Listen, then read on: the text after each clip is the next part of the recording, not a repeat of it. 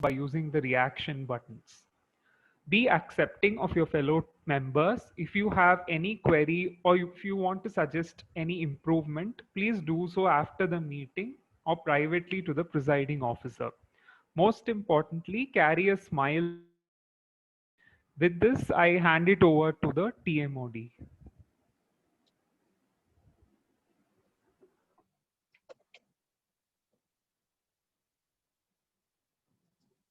Yep. Good evening, good morning, and good afternoon, and around the world wishes to this great audience. So, on this iconic day, 2 years ago, September 6, 2018, was the day India became more liberal than ever before by decriminalizing Section 377. So, congratulations on this note to the LGBTQ and the allies. Okay, so coming to the theme for the day, around the world. So I believe that when we see ourselves, the sun and the moon from another side of the world, we become different. And how so? By interacting with different people, with their culture, and with everything that they understand. So, dear guests, tighten your seatbelts as we get to know the people and their thoughts, because we are just about to take off through this wonderful journey with the first stop at the panel discussion, the second with the prepared and the impromptu speeches, and the third with the evaluation sessions. So I hope we will get to learn a lot and enjoy this beautiful journey. Having said this, let me hand over the stage to TM Swaraj for the presidential address. Over to you.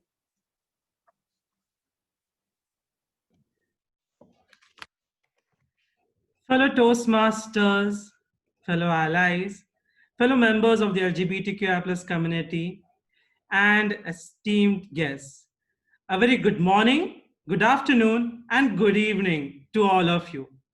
And thank you so much for joining in our meeting from all across the world. Your interest in our club and in our panel discussion is very much appreciated. Now, to tell you a little bit about our club, 3 months ago, we started this club with this idea to give a platform for the members of the LGBTQI community as well as the allies to develop their leadership and communication skills in a safe environment where they will know that they won't be judged and they will be free to express themselves. With this idea, we have carried on for 3 months, and now we have come to this milestone meeting, you can say, of 13th Rainbow Toastmasters demo meeting. So let's have a round of applause for all of us for being here.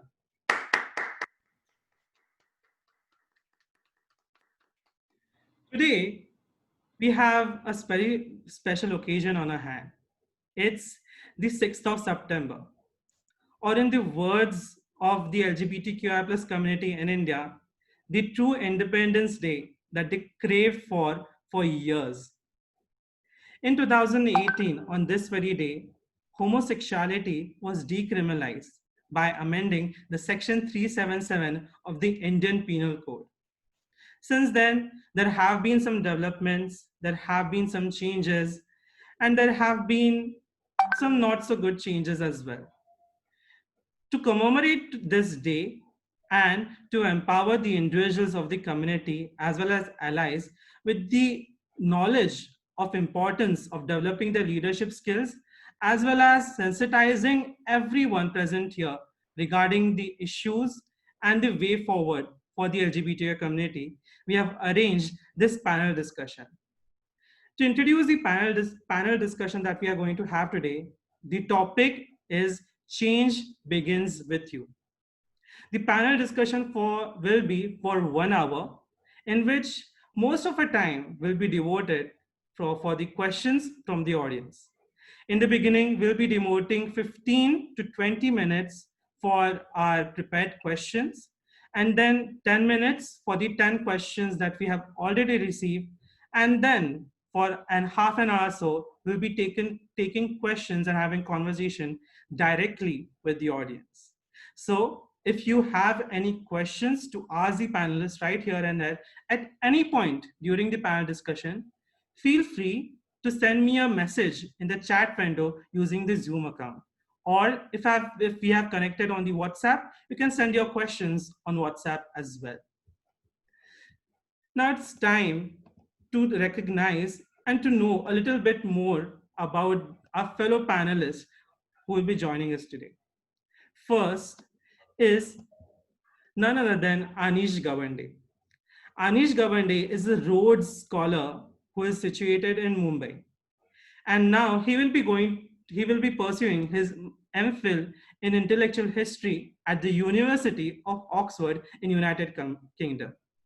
He has graduated from the college with he has graduated from Columbia University with a degree in comparative literature and society, where he focused on the intersection of law, literature, and politics in South Asia and Francophone West Africa. His academic interests revolve around global histories of sexuality, particularly on legal modifications of queerness in former Francophone and Anglophone colonies.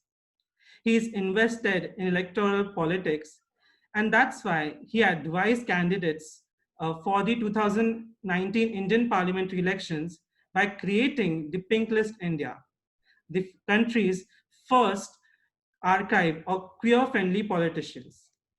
Along with his present work on the Dara Sikho Fellowship, he also enjoys spending his time with his 5 cats and also translating poem into Marathi. Please welcome with a huge round of applause, Anish Gawande. Anish, thank you so much for being here. It is great to have you here amongst a panel. Our next panelist is Suresh Ramdas, who works as an LGBTQI+ advocate for inclusion in the corporate space. He has 15 plus years of total experience in the customer support and in the space of diversity and inclusion.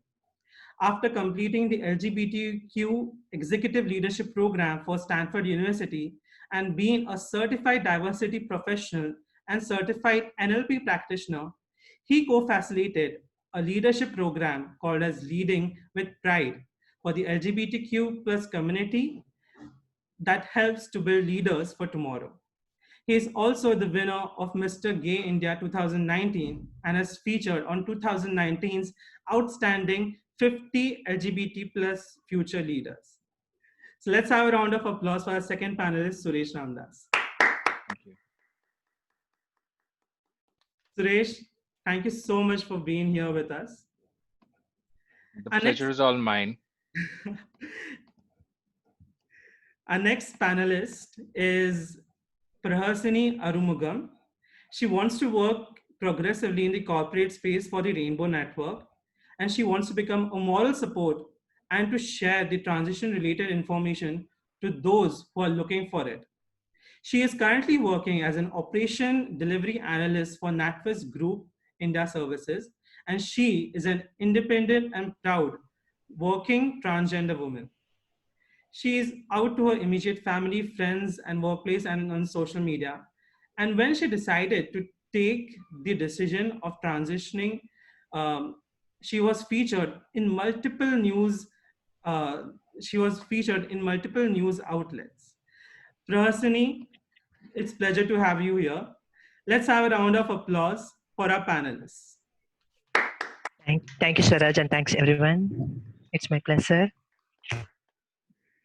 Okay, so are we ready? Are we ready? Show your love by sharing on the reaction button. Yeah? Okay, let's begin with a panel discussion.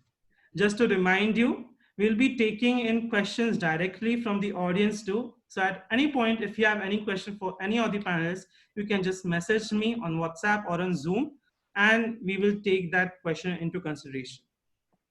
Now, the first and foremost question for each of the panelists will begin with Suresh. What significance, if any, does the decriminalization of homosexuality on 6th of September in 2018 hold for you? Well, I think the significance, I mean, it cannot be really comprehended or said in words. I think it's an emotion, and you kind of just touched the nerve where I just go back in time and it was pure joy. I felt free, and I would just say, I mean, I just went out shouting and screaming out loud with joy and running around with the pride flag and, celebrating and telling people, yeah, we're not criminals anymore. We are very much part of this country and we're very much there. So, Awesome. Yeah, I yeah, saw your Facebook post in which you were dancing with joy with the rainbow flag. So it yes. also got me very excited for this day. Anish, uh, same question for you.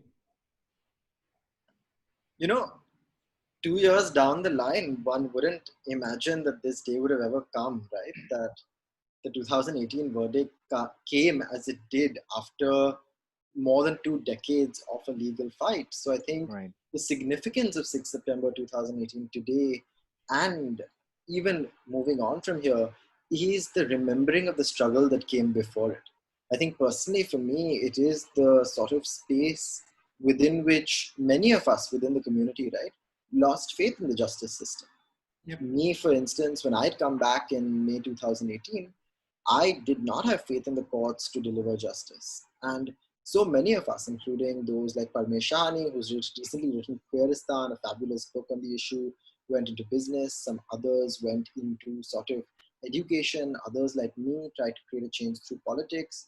So I think the 6th September 2018 verdict, while it brought a lot of relief in terms of decriminalizing carnal intercourse against the order of nature, is one that needs to be remembered now for the many ways in which it transformed the queer struggle in India and forced us to sort of innovate and do jugaad and fight back with whatever resources we had.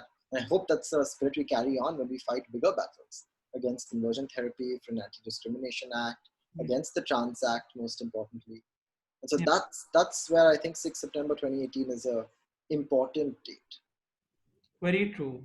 Moving forward, I concur with your views. Moving forward, we should always remember the struggle that went behind and the significance also that we should give to our history.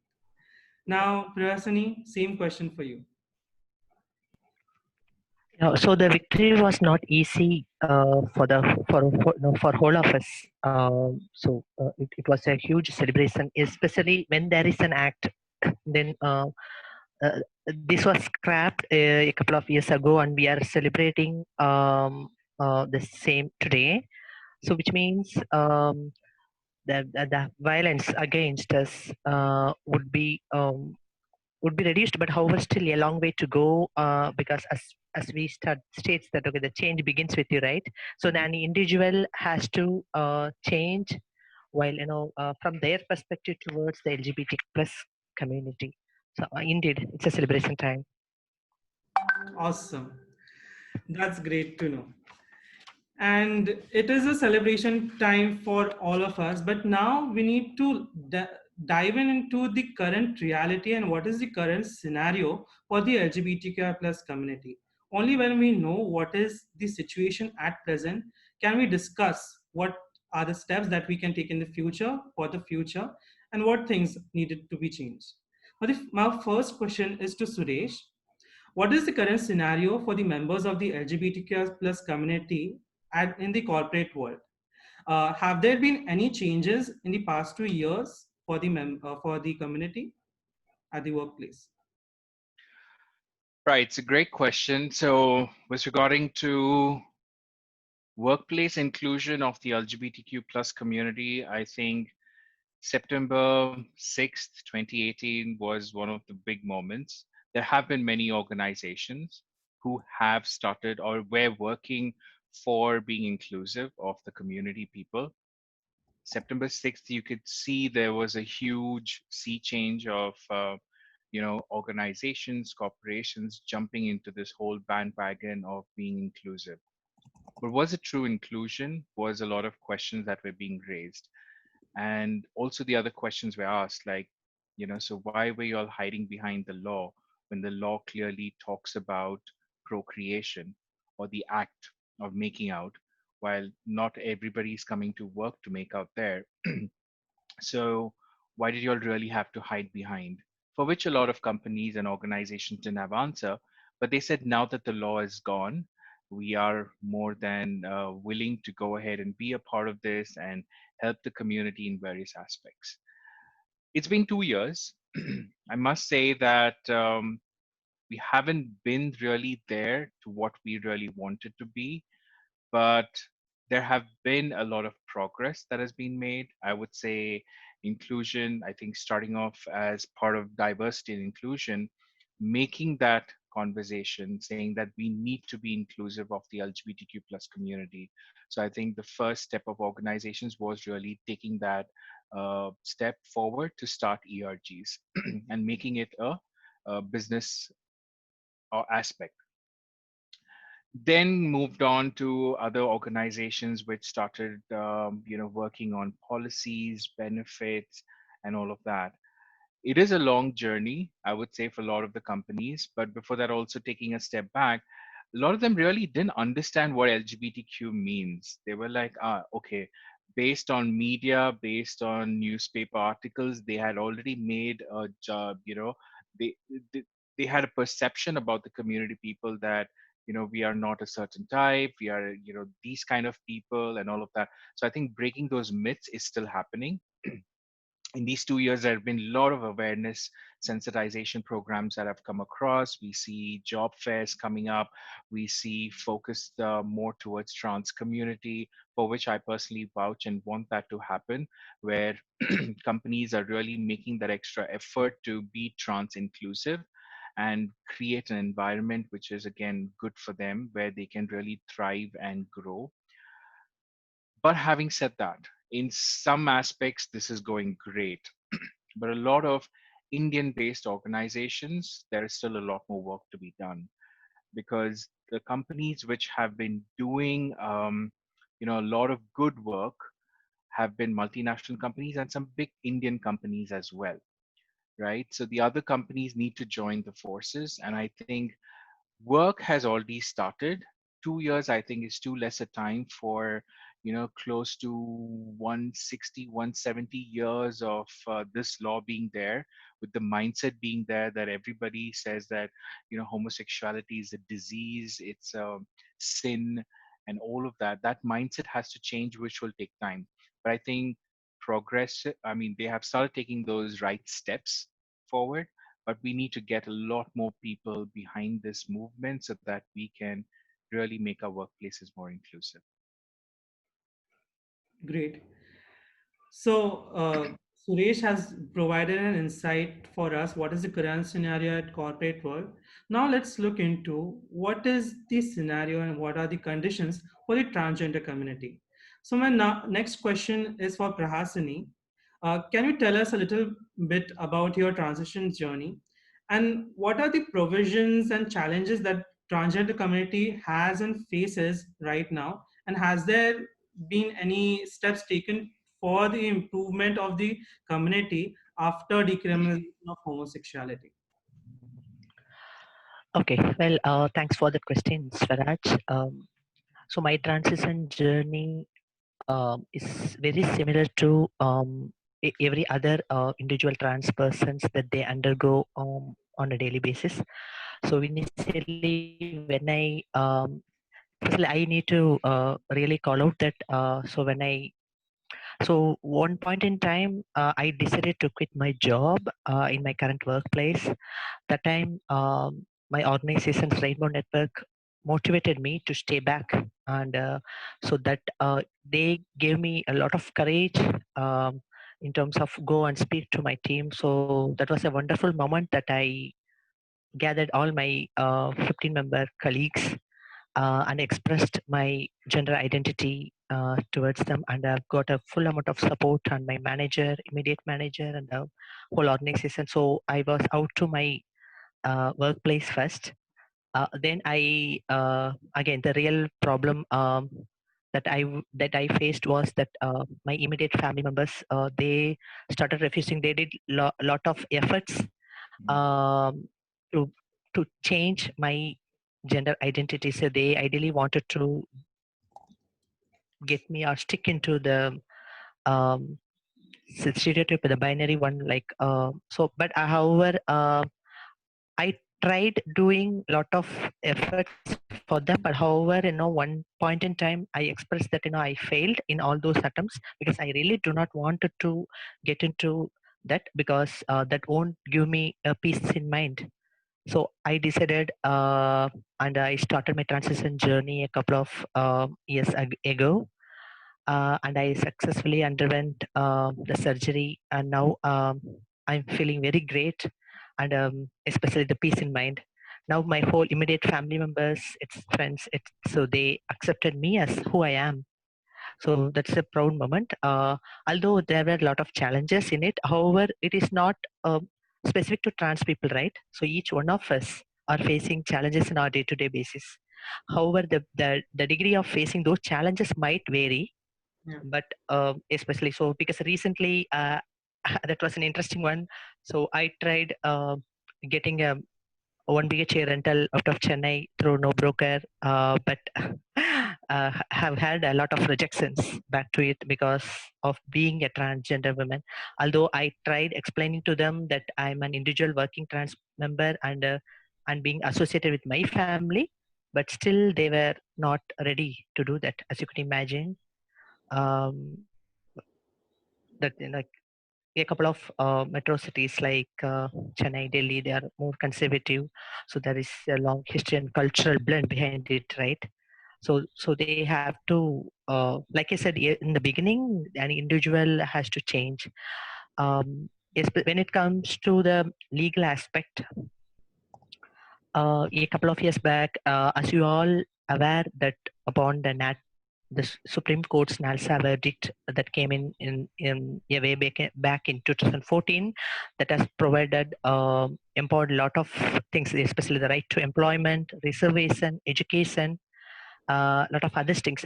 So they also, it is not necessary for a trans person to undergo medical surgery in order to prove themselves to identify as a trans man or trans woman. Ideally, it is not necessary as a NALSA's verdict.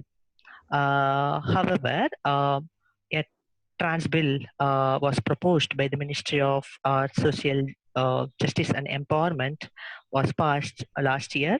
However, as you would have all seen in the media, that there were a lot of protests against the trans bill passed in the last year, because we as a community found a lot of differences to it, and some of a few things were not in line with what NALSA verdicts has to say.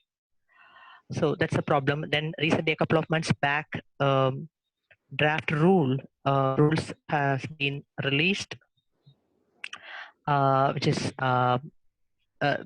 although it is in line with NALSA verdict, still a lot of discussions are ongoing, and it is already out to the public opinion upon those rules.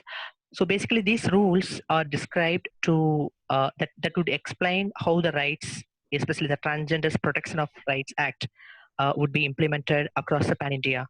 So we are expecting the final outcome of it. As you could imagine, recently the National Council for Transgender Persons has been set up by our respective government of India.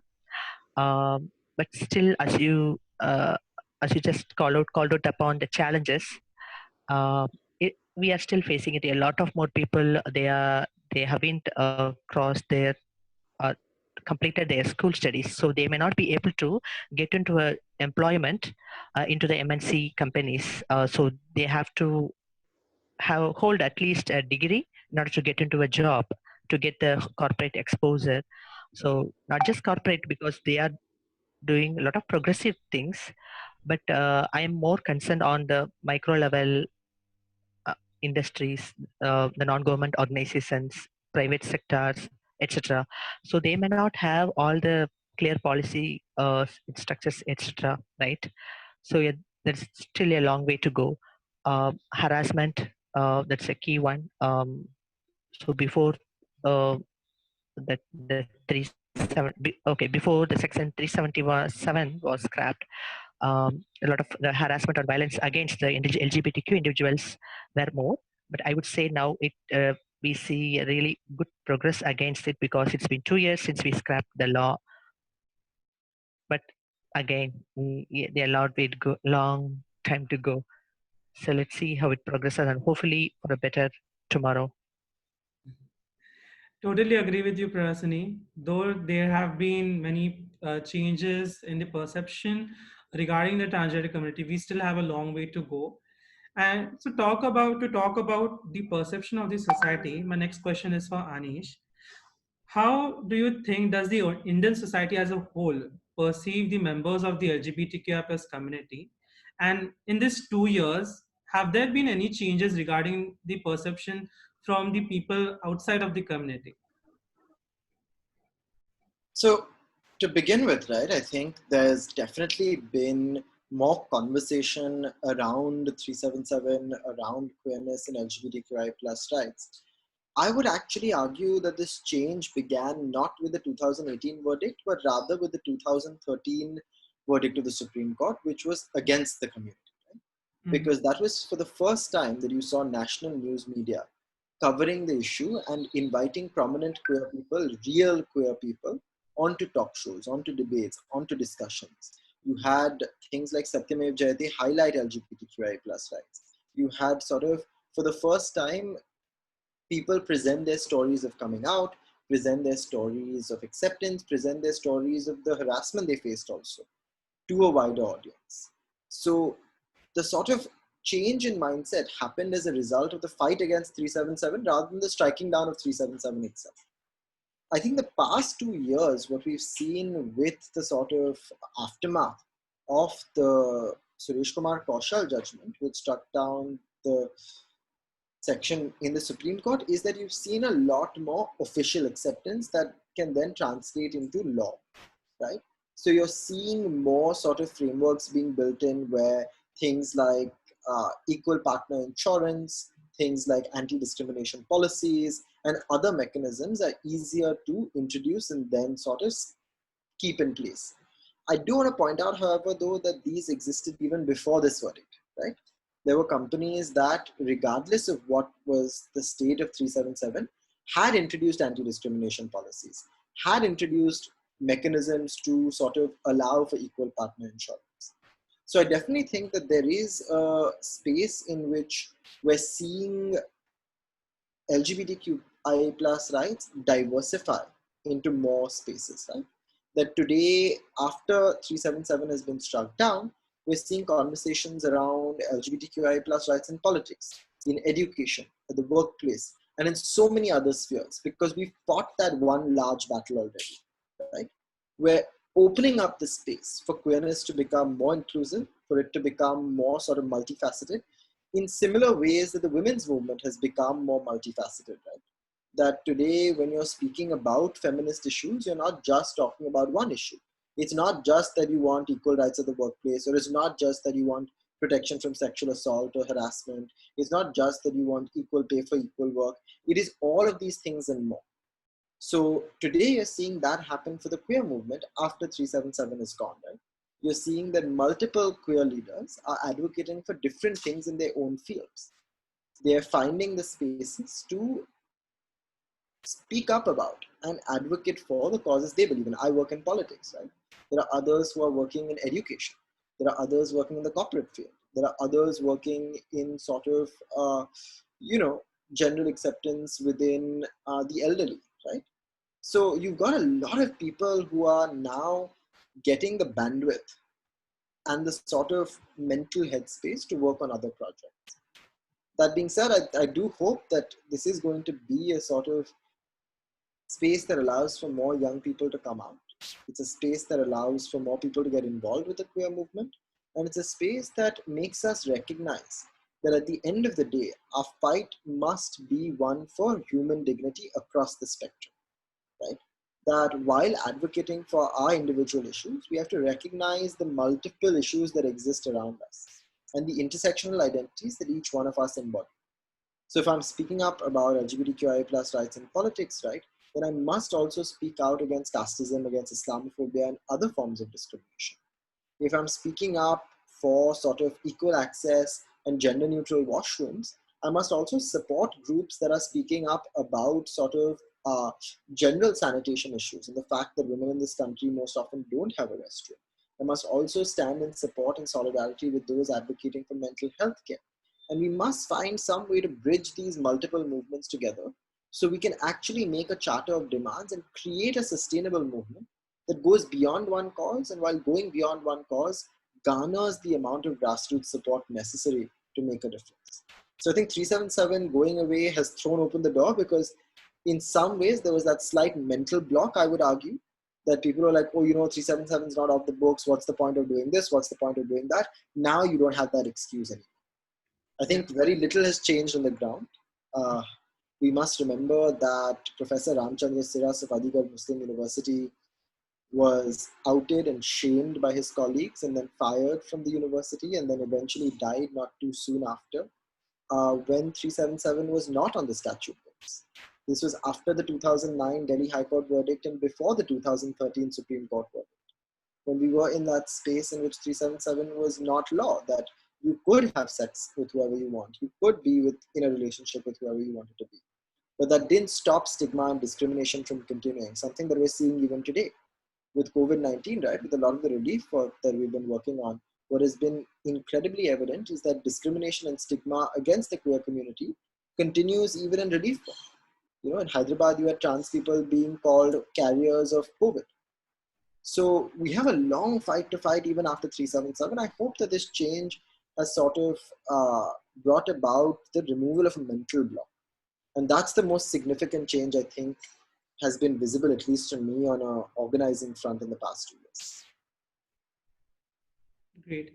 Now, after listening to all the three panelists, we can see that there is much that needed to be done, whether it is in the corporate space, whether it is activism for the community, or whether it is regarding the perception of others regarding the community. Now, Anish touched a little bit about the next question I was going to ask.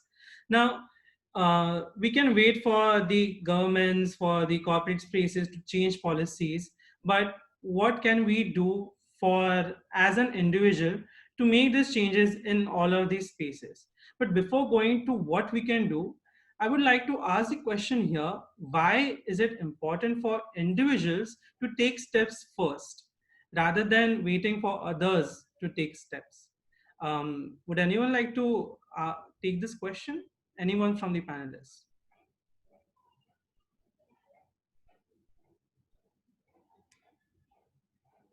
Sorry, I was going to go ahead and put Anish on the spot here. I was going to go ahead and put you on the spot. Yeah, I was just unmuting myself to be like, Suresh can go first. Go ahead. Go put me on the spot first, but yes. Oh, luckily I escaped. Okay. No, you are there, Prasini. No, Don't worry. So now you are next. After me, you have to go. But honestly, that's a very good question. I think again, right? Like, I think the focus comes back on this sort of mental block and about creating spaces that allow you to take action and do work regardless of whether anyone has done it before. Personally, I think it was absolutely unimaginable for me, right, that after I came out, I would be able to enter Indian politics or be able to work in the political space.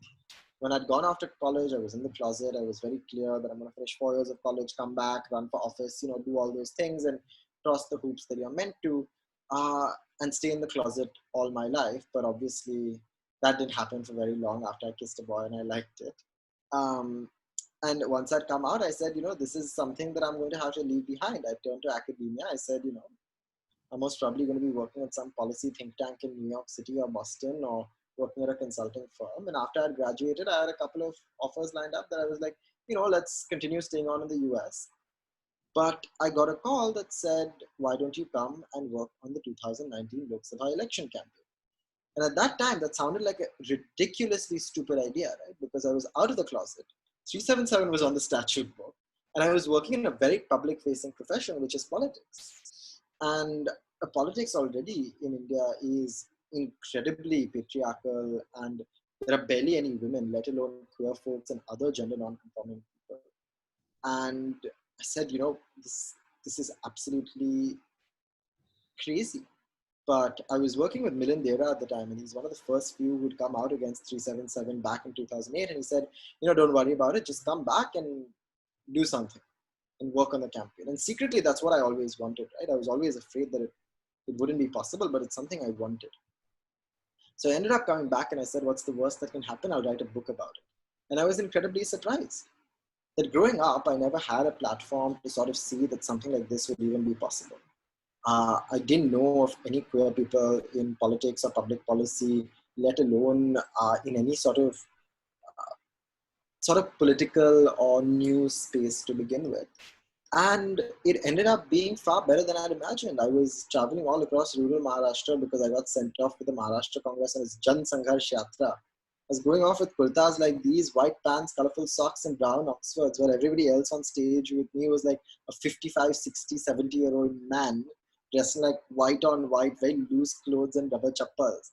And it was scandalous, in Ichal Karanji and sort of Satara in the middle of nowhere. It was me on stage with all of these really old established politicians, like shooting out press releases to the media because I was mainly doing press work. And it opened up the space for so many conversations and unexpected solidarities. Initially there was a lot of whispering behind your back, etc., etc. There was that sort of casual homophobia that you see. It was also that right in the middle of the campaign is when sort of Pink List India really took off, and there was a lot of media coverage about Pink List, and that meant that anybody and everybody who didn't know I was queer till that point by then knew. So there was no sort of hiding behind anything. And it ended up in one point in the campaign where one very senior politician came up to me and asked me, where do you get your kurta stitched? And I was wearing this beautiful little transparent linen kurta. And that was such an incredible moment, right? It went from like, oh my God, what is this LGBT, to like, let me whisper behind back, to like, oh, this is cool. Like, I'm inquisitive, I'm curious. And I think when it comes from that intent, when it comes to that space, you sort of realize that if you take those steps, if you make that first move, others join along.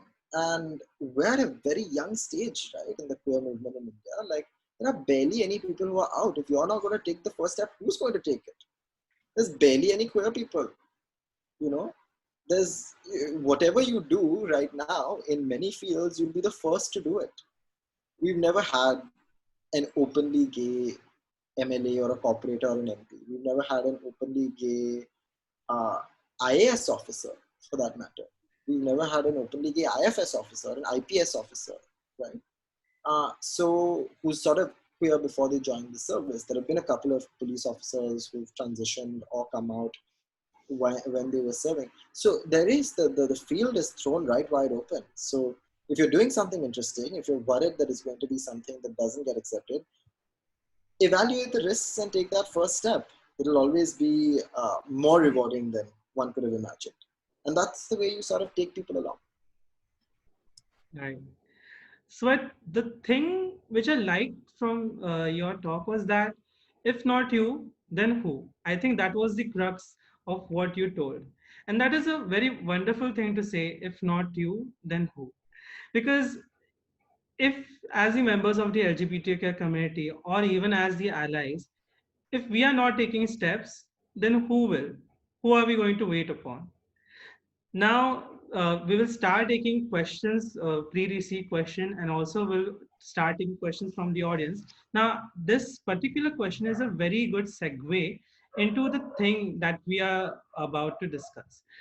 What and how are we going to change? So this question is from Tim Blackburn, and he says that my husband is Muslim from a country where being gay will affect all his family. um, okay, yeah, will affect all his family. Where do we start to change the culture? Anyone from three can take this up. I think Prahasini should go.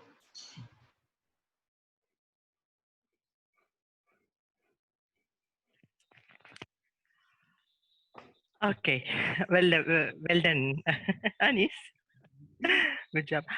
Swaraj, if you don't mind, may I get the question again in Yeah. probably So in a shorter version? Yeah. my husband is Muslim from a country where being gay will affect all his Okay. family. Where do we start to change the culture? What steps can we take as an individual to change the culture around us? So ideally, it is not new to us, right, Swaraj? So the individual can, so anything can be discussed. So better an individual has to get into an discussion rather than an argument, because especially when it comes to the family members, they may not be able to, uh, they may not aware of uh, how an individual person feels, especially the emotion which Suresh has pointed out in the beginning of this meeting. So a lot of things. So individual has to take a courageous step and to go and talk to the relevant people and explain what exactly they are feeling, their orientation and emotion, etc. So that we can get into one discussion so that we can answer any sort of questions that they may that it may arise, right? Yeah. So it can easily be sorted out. There is a one thing, and we can provide a lot of inspiring stories of persons from the LGBT community who have been successful in their career. So why not? Because we cannot. It's every individual is unique, right? So probably they might have seen a couple of people who may not be successful in their career, especially at friends personal space as well as in the financial space.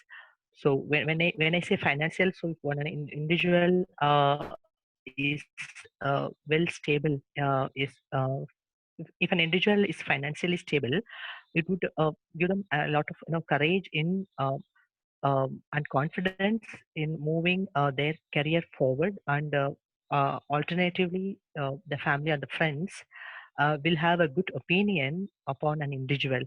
So although finance is a secondary part, the primary one is that it's a personal feeling, it's a human connect Yeah. that matters a lot. I So agree with. likewise, as and when they take steps, they can go with a lot of things. So you made a very good point that it should be a discussion and not an argument. This is something that most of us lack or forget when talking about our rights, our identity. That whenever we are faced with an opposing ideology or an opposing viewpoints, we should have a discussion and not an argument. Our aim, it should be to resolve our conflicts and not to prove our views and prove that, yeah, this is what we believe in. No one is there, or no one can oppose us.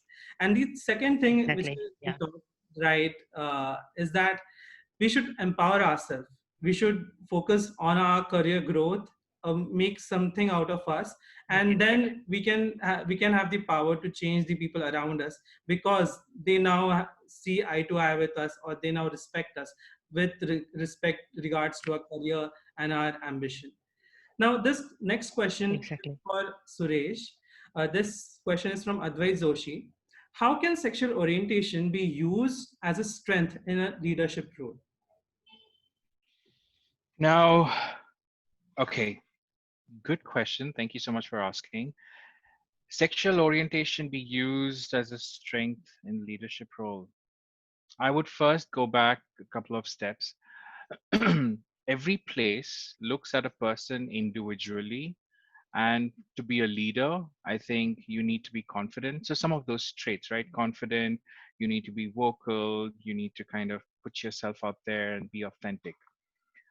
Now, as queer people, most of us, through our initial years that we try to understand or figure ourselves, we've never been authentic to ourselves because we're always worried what other people are going to think about us. So I have this feeling, oh my God, I like boys, or, I like the same sex. And what is the society going to really think about? because we have all those mindsets, or those misconceptions of what people are going to really think of, or you know put ourselves so much out there for others acceptance, we forget to be ourselves, our true selves. So that's when I would say that it is going to be a struggle. I'm not going to deny that LGBTQ people are going to face a lot of this acceptance issues, but I would ask everyone to accept them for who they are. I think that's where the first power comes in as a true leader, is that you accept yourself for who you are, whatever it may be, right? So sorry, I don't know why I'm getting lost. Self acceptance is the key thing. Being authentic, right? So when you are being true to yourself, you can put yourself out there no matter what comes through. And I think for me, I can go with this example that my initial years, out of the 16 years I've been with HP, 10 years of my life I was in the closet. And I could see that difference now, the 10 years versus the 6 years that I'm out of the closet. I could see, a huge difference. While I was in the closet, I was more worried about other people, what they're going to think, what they're going to really say. Is it going to affect my career? Oh my God, if I come out as gay, is that, going to really change the whole conversation? When it started becoming about somebody else, I really lost myself. When I started focusing about myself, hey, this is who I want to be, this is who I am, and these are my strengths. Yes, I do have areas of opportunities, but that's absolutely fine. I'm going to put myself out there and let's see what's happening. Right? I think that's what true leadership is all about. Can you be authentic? If you are not authentic, then how are people going to really trust your work and trust the things that you're going to do? Trust the decisions that they're going to take. So for me, I think put yourself out there in a very authentic manner, and take responsibility as well. Don't shrug it off and say, all right, you know what, it's somebody else's responsibility to accept. But I would generally go and say, you know what, I own for who I am, and I will do things that I feel is the right thing to do, and I will go on with it. Yes, there are going to be difficulties. Yes, there are going to be challenges. It's not that anybody else faces challenges. Yes, ours are going to be a little more difficult because of the mindset that people have, but can we pull that change? Yeah. Understand our privileges as well. you know Out here, people who've joined this call are of certain privilege. Now, can we take that privilege and put it for a better use, a better cause for somebody else who needs it, for supporting somebody else who probably needs that extra hand to pull them out from where they are? As queer community people, I think we really need to uplift our own people rather than putting them down, which is happening right now. And again, that comes from a place of internalized homophobia, right? So because we've seen homophobia so much prevalent everywhere, now that is somehow stuck onto us. I was homophobic. I mean, I wouldn't say homophobic in some ways, but I was transphobic. I was biphobic. In my initial years, I would never used to go about talking to these people. But now, when I'm getting to understand the ground reality, interacting with people, knowing, being aware, now all that is gone. So no more of judging people. I think that comes from a lot of introspection, self awareness. And when you put yourself out there as your true self, I think, a lot of things change. So for me, to be a leader, I would say the first priority is to be authentic. And to be authentic, you have to say certain things to yourself and move on from there. Yeah, completely agree with that. First, you have to be true to yourself, accept yourself first, and then the acceptance will come from the outside. Now, I have got many questions revolving around a certain topic. I'll just club all of this together and present it to you. So, the question is, why does homophobia exist, and what are the faces or challenges that the people from the LGBT community face, and how do we tackle it? How do we tackle homophobia? How do we tackle transphobia? And if we are being authentic to ourselves, uh, is it a bargain worth being authentic and being facing all the negative words and everything and the negativity that we get from other people. So I think Suresh, you can start off, and then we'll in 1 or 2 minutes, and then we'll ask other panelists as well. All right. So I was actually thinking of putting Anish on the spot here because this is the proper politician response that we would get, for this.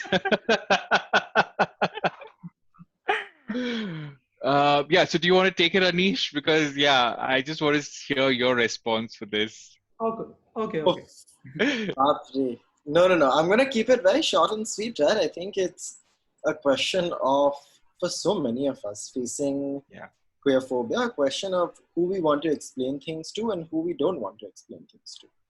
Right? If it's coming from a space where the intent is malicious, if it's coming from a space where somebody is being queerphobic or transphobic after knowing that they are wrong or after having been explained once or twice before, then at one point you have to decide that this is somebody who's out there to spread hate, and that's not who you want to associate yourself with. So some people you have to leave behind, and that's a sort of understanding that comes slowly, but it's an understanding that comes surely for a lot of queer people. And I think the most difficult part of this, right, is sometimes knowing when this comes from those close to you. For so many of us, we build families of birth and families of choice. And for many of us, the reality is that our families of birth may not be willing to, or they might not have the right intent to accept us for who we are, in which case, so many of us, so many young queer people have to distance themselves from their families and undergo a lot of trauma that results from it. Right? It's realizing that how much can you try and till what extent, and then sort of understanding where to say, sort of protect your own self and create safe spaces for yourself and ensure that you are not causing harm to yourself, right? I Yeah. think apart from this, when you are dealing with sensitization, when you're dealing with queerphobia, transphobia, homophobia, I think it's important to lead with kindness. It's important to address the understanding of queerness as a project of curiosity, right? That when people are being let into your world, right? That, and very often you see this used now, that I'm not coming out, but I'm letting you in to my world, right? That letting somebody into your lived reality, letting somebody into your experiences and sharing that with them, inviting them to understand the way with which, the lens with which you see the world and the sort of challenges that you face and the sort of hurdles that you have to cross is an important way to sort of gather acceptance in a non-hostile, non-confrontational way.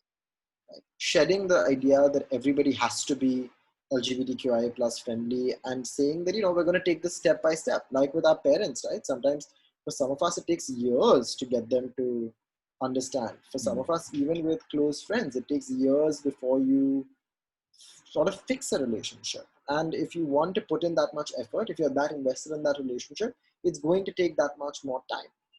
If you're in a public facing position, if you're a sort of person who's assuming a leadership position within the queer community, then this becomes a level of patience and level of sort of responsibility that you must undertake then yourself, right? Where you must ensure that you have strengthened yourself and sought enough help for yourself, which is why I always say that any queer person who is public facing needs a therapist, right? Right. You have to be taking care of your mental health, because in any public space, the amount of queerphobia and transphobia that you face is enormous, right? Yeah. So Yeah. you need to ensure that you are keeping your head on your shoulders and sort of not getting derailed by this queerphobia and transphobia, because that would be the worst sort of collateral damage. So take care of yourself. And if you're in a public facing position, ensure that you lead with kindness, you lead with compassion, and you sort of allow that space for curiosity through which acceptance for queerness really can be driven through. Yeah. Right. So I just like to add on to what Anish said. I think you need to know what battles you're going to fight. There Mm. is going to be transphobia. There is going to be all possible phobias around the world. Now, are we there to fix everything? Not really. Can we do it even as a combined effort? Would we be able to fix that? No. Let's go ahead and focus our energies on, what is it that we can really do within our control. I think even to the question about homophobia, transphobia, queerphobia, now it's a phobia that the other person has, right? Now, how much can we influence that? You need to take a call on. Do you want to fight every battle, every conversation that comes up there, which is, queerphobia, transphobia? Some, as what Anish said, could be malicious. Now, do you want to invest that amount of time, energy into that process where you know that there's going to be no return? Right, so we can choose our battles. What is it that we want to do, and have conversations. And I think it's also, what Anish rightly said, the fact that we need to take care of ourselves. Mm. It's very, very important, especially people who are, privileged out and doing the work out there, right? So we need to take care of ourselves. And yes, again, there is that phobia towards therapy also. If you're therapy, you're gone cuckoos, right? That's what the understanding is in India. And moment you have to say that, then you're like, oh, can you be taken seriously, right? So I think it is very important to understand, recognize, and then go forward. And it's okay not to make everybody happy. It's absolutely fine. Yeah. You can't get everybody, you can't get 100% of them who are going to be allies who understand us. There are going to be that at least 30% of so-called people who don't want to budge, which is okay. Let's be inclusive of them as well, saying that, hey, you know what, it's okay if you don't like it. That's absolutely fine. But don't come and mess with me. In the sense, this is my space. As what Anish said, you welcome people in, right, to your life, your reality. And if somebody does not want to accept it, please show the door. You are most than welcome to, leave and go away and find other ventures. So yeah, that's where I will kind of put an end to my conversation. Thanks, Suresh. Prasini, the same question for you.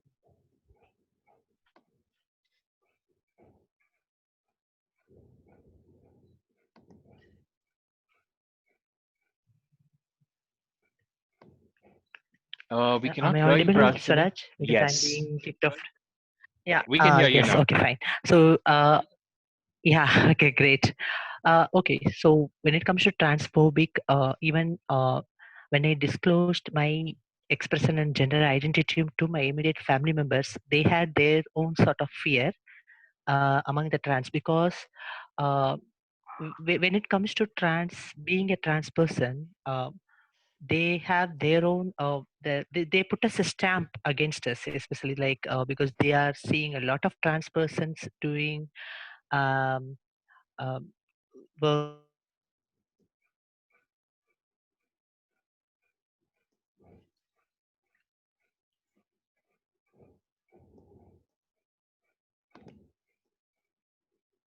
like Prasini, Did you're we not audible. lose? You'll have to unmute again.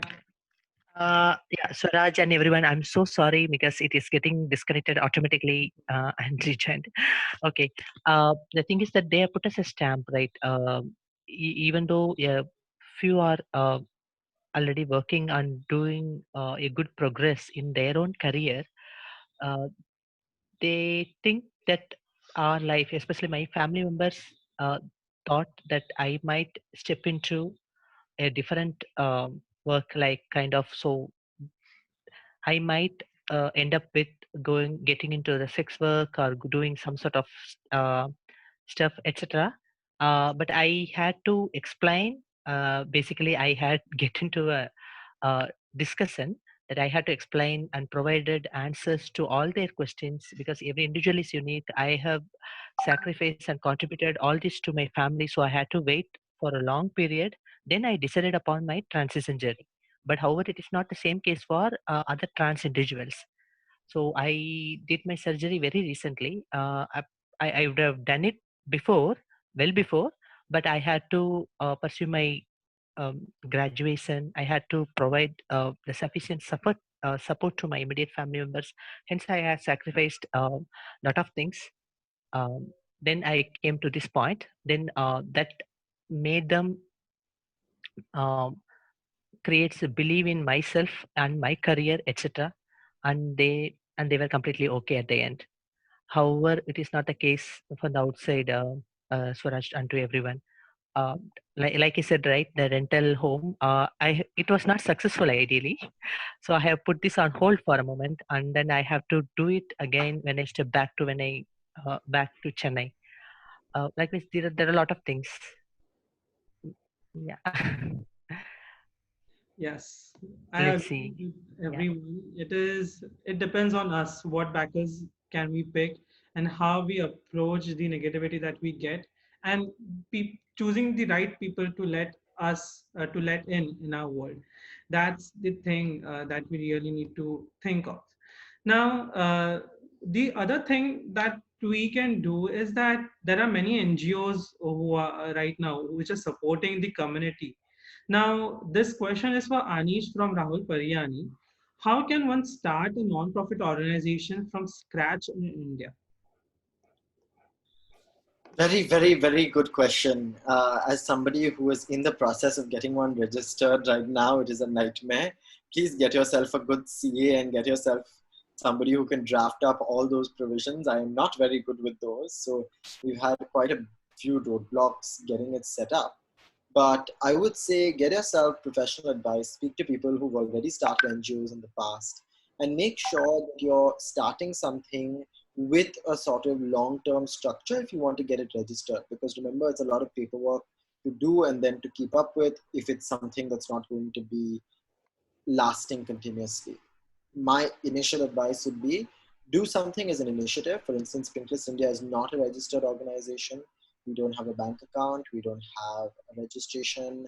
But we started out that way because it allows you more freedom to do what you want. It allows you to experiment a little more in your initial space and time, right? So make sure that you start something. And once you know that you've got proof of concept, you know that you've got an idea that works, then move towards converting it into an NGO. To start an initiative, all you need is a couple of people and a WhatsApp group. So start a project, get a WhatsApp group, and keep doing work. And the work will speak for itself and eventually build up into whatever you want it to build up to. Yes, that's really insightful. The first step is taking the leap of faith, just starting out with whatever resources you have, and then as you go, adapting, evolving, and building it is the key. But the important thing is starting out. That's what matters. Now, there are a couple of questions, right? Should India draft laws to ensure protection of LGBTQ plus community minorities in workplaces, mainly startups? The answer is yes. India should draft laws to protect the minorities at workplaces. Um, the other question is that this can be taken up by anyone, but I think this will be more suited to you, Anish. Um, Is it okay to align with political parties or leaders that support the LGBTQ movement during elections? I've been doing a lot of bug, so I'll keep this short again. But always remember and go to pinklessindia.com and you'll see a map with all your Lok Sabha MPs and what they've said on LGBTQI plus issues. So first know what your politicians have said before aligning with them. See whether they've consistently spoken up or they spoke up before the election and after the election they've stayed silent after getting elected. See whether they've only spoken up or also taken action, and see whether they have had problematic views on other lines. Are they Islamophobic, casteist, misogynistic, divisive in terms of their attitudes towards the differently abled? If all of those, then just being LGBTQIA plus friendly doesn't mean you should support them. But more importantly, always remember that we have to demand rights and not request rights. So aligning with a politician or supporting a politician must take into account variety of factors. If you believe in their ideology, if you believe in their platform, if you believe in a variety of things they stand for. Today, if I say that I want my representative to not support sexual assault on women, right? That's something I take for granted. I'm not giving the politician an award for like being a decent human being. Yeah. In a similar way, I shouldn't have to give a politician an award for supporting LGBTQIA plus rights. It's 2020. If you're not supporting LGBTQIA plus rights, you're a bigot, right? And I don't want a bigot in office. But if you are supporting LGBTQIA plus rights, you're normal. You're just a decent human being. And that's a pretty low benchmark to set for a politician. So always ensure that the fight is to demand LGBTQI plus rights and say, regardless of whether you're elected, you're not elected, if you're in a public position of power and accountability, then you are accountable to the people who put you there, which is the people in your constituency, which includes LGBTQI plus persons. So demand for those rights and align with politicians if you support their larger platform. But don't take a support for LGBTQI plus rights as some great gift from God. Politicians don't deserve that much attention or respect. Yes, that's right. Now coming, Uh, yeah, Swara, just want to go ahead. I think, I know I'm keeping track of time as well. Just wanted to take this question, which was posted there on the chat. yes, So, yeah, I'll just quickly take that because I feel that I still want to talk about that. So, with regarding to self acceptance, I think it's absolutely fine. Take your time. I think every individual has a journey. Every individual should not kind of line up. I know this is a very, very Indian thing to go, right? We are the herd kind of, you know, thought process. Like if everybody's going there, we also need to go there, and sooner the better. Take your time. All right. This is about yourself. This is your body. This is your mind. And it's a process of understanding and accepting who you are. Now, having said that, once you accepted yourself, you need to kind of look through around your environment as well. Is that friendly enough for you to be your true self? Now, if it is not, then can you find places that are going to be accepting of who you are? Does that mean you need to leave the space that you are in currently? If you feel that that is the right thing to do, please do it, but please have support. Now, I would say with again Section 377 going away, there have been a lot of these support groups that have come forward, and they're talking about it in very openly. Not that they weren't before. Now they've just a lot more coming in. So please reach out to some of those support centers, facilities, people, and seek help, guidance, get that right understanding, be it with finances or be it with education. Have some of these concrete things. If it's not there, and if you still feel it's very difficult for you to live in that place, step out. End of day, all I would like to tell you all is, people, it's just one life that we have. Let's make it worth it. And I know there's going to be struggles. No, struggles are always, it's a part and parcel of life for anybody and everybody. It's about how we want to really take that step forward. So it's one life. Live it honestly, live it your best, authentically, and see the way you're going to flourish. Once you're authentic, you will flourish. But until then, figure yourself, no matter how long it takes. Be it at the age of 15, 16, people are coming out. Don't get really fidgety about it. Oh my God, I'm in my 30s and I can't realize myself. That's absolutely fine. There are people who have figured their identity, their orientation at a later stage in life, maybe in their 70s and 80s, right? So it's absolutely okay. Go through that path, and but come out of that emerging, with the rainbow colors or whatever colors you want it to be, but do it from within. Then it comes out more powerful, right? So I had to address that. Sorry, that was just kind of out there. I'm looking at the points as well, so thank you. Yeah, yes, back to you, Swaraj. completely agree with you. And thanks for taking out the time and pinpointing the question. Uh, and I hope it is answered. Person who asked this question, I hope you got a good answer to the question.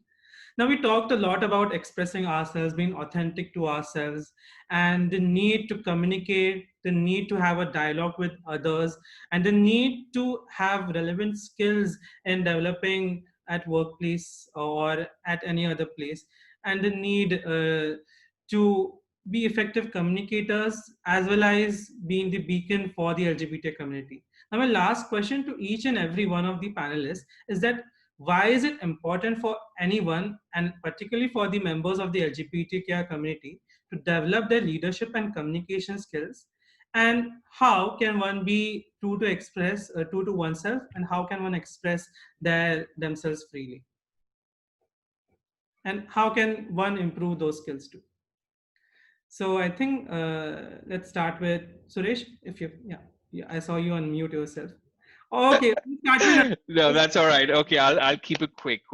So, um, to become, I mean, again, as I said, communication is a very good form of interacting with people. So the better you communicate, the larger, audience, or the I wouldn't say power, but I know it's a wrong word to use, but it's the influence that you will have on other people, right? Great communicators have great influence on people. Like, I mean, I would love to listen to Anish speak because he speaks so amazingly. So I was like, wow, because he's got that skill, he's got that language command over the language that he speaks. So um, be there and enable yourself. Never feel uh, the fact that, hey, I really don't have a strong command over the language, can I improve? Have that mindset of improvement and you will get there. But always have that positive mind. I know I talk a lot of positive stuff, and it is not always easy to be there. You will have your ups and downs, but how is that when you are in the down, can you go up there?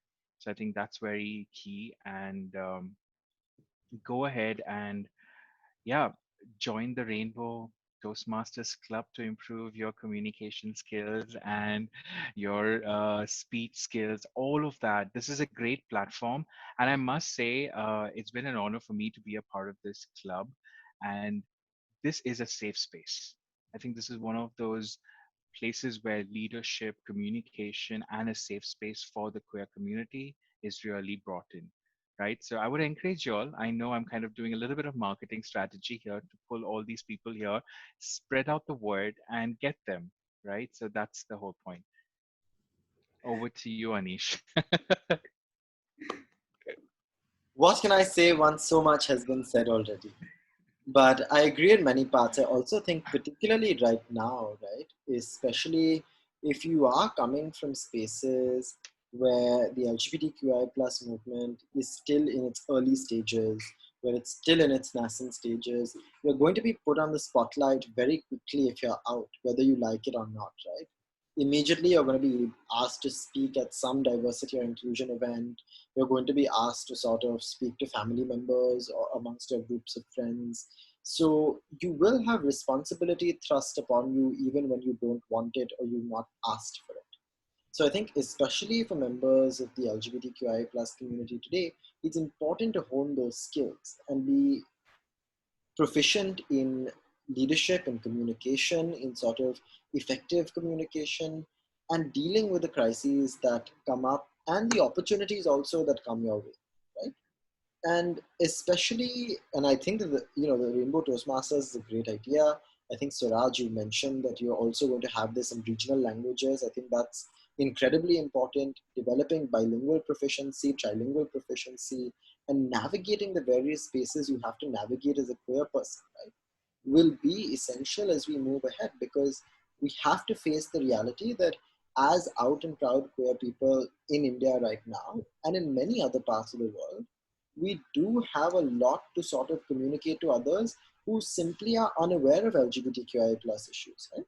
And in many ways, we are going to be their first interaction with a queer person, or their first interaction with somebody who's out, or their first sort of space where they can unlearn their own prejudices and biases.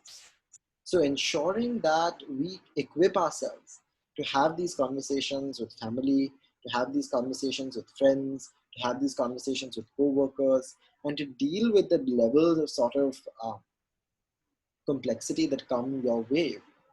I think developing these skills is incredibly important.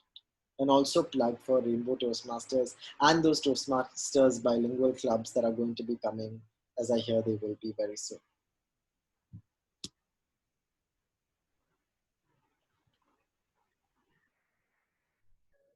Thank you, Anish. Prasini, the same question to you.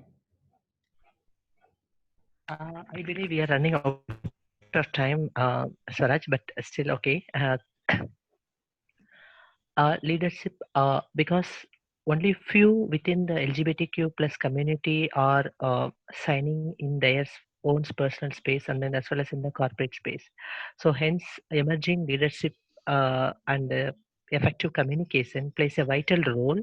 Okay, so that they would be able to, we would be able to speak for our own community, so that we can bring. So when we say it's for our own community, because that is much more needed one for them to get into, or to get into the exposure of the organization, so that they can develop their own career, so which will provide a great platform for them to boost or to inspire others as well.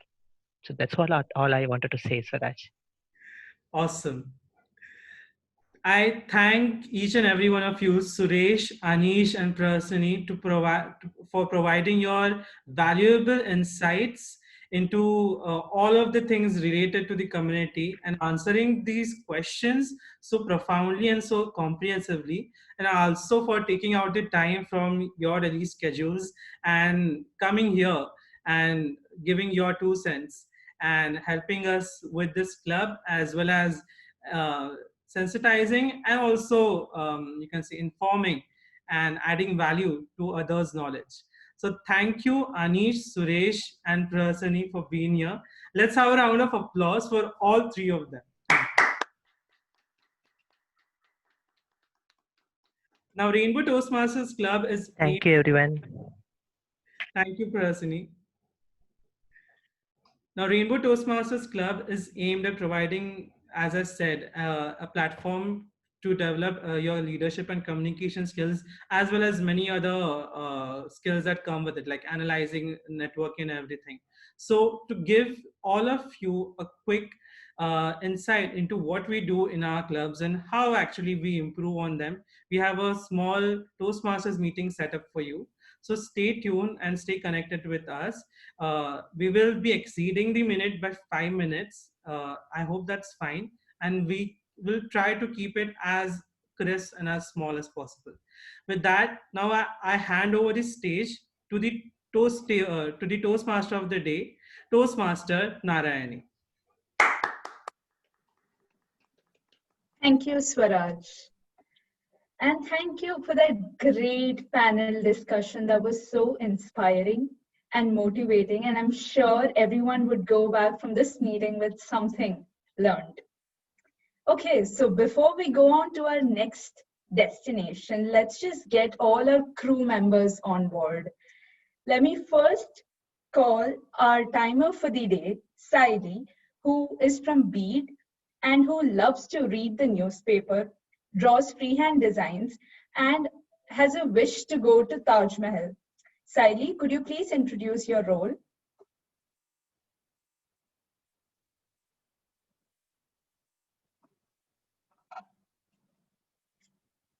Saili, are you on mute?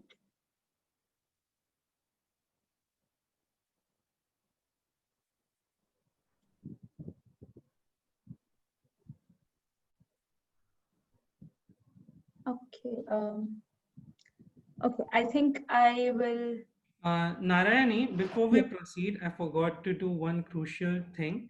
Let us now uh, commemorate the panelists for today. I will now share the certificates that we have prepared as a small token of appreciation for all of the panelists. Uh, Please accept this small gesture. So, first up, Suresh, thank you so much for being part of the panel.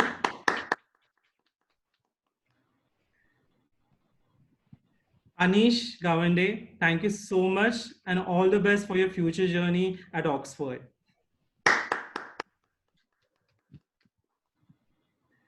And finally, Prasini, thank you so much for being here. Yes. Now that we can proceed. Thank you so much once again for being here. Narayani, you can continue. Yeah. Sure. I think Saili would have some internet issues, and that's the reason she's not able to connect. So Sai is the timer, will be timing all of our speeches and ensuring that we all stay on time.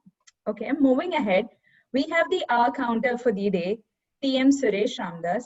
He's a native of Kanyakumari and he loves tennis, traveling, therapy. So 3 T's.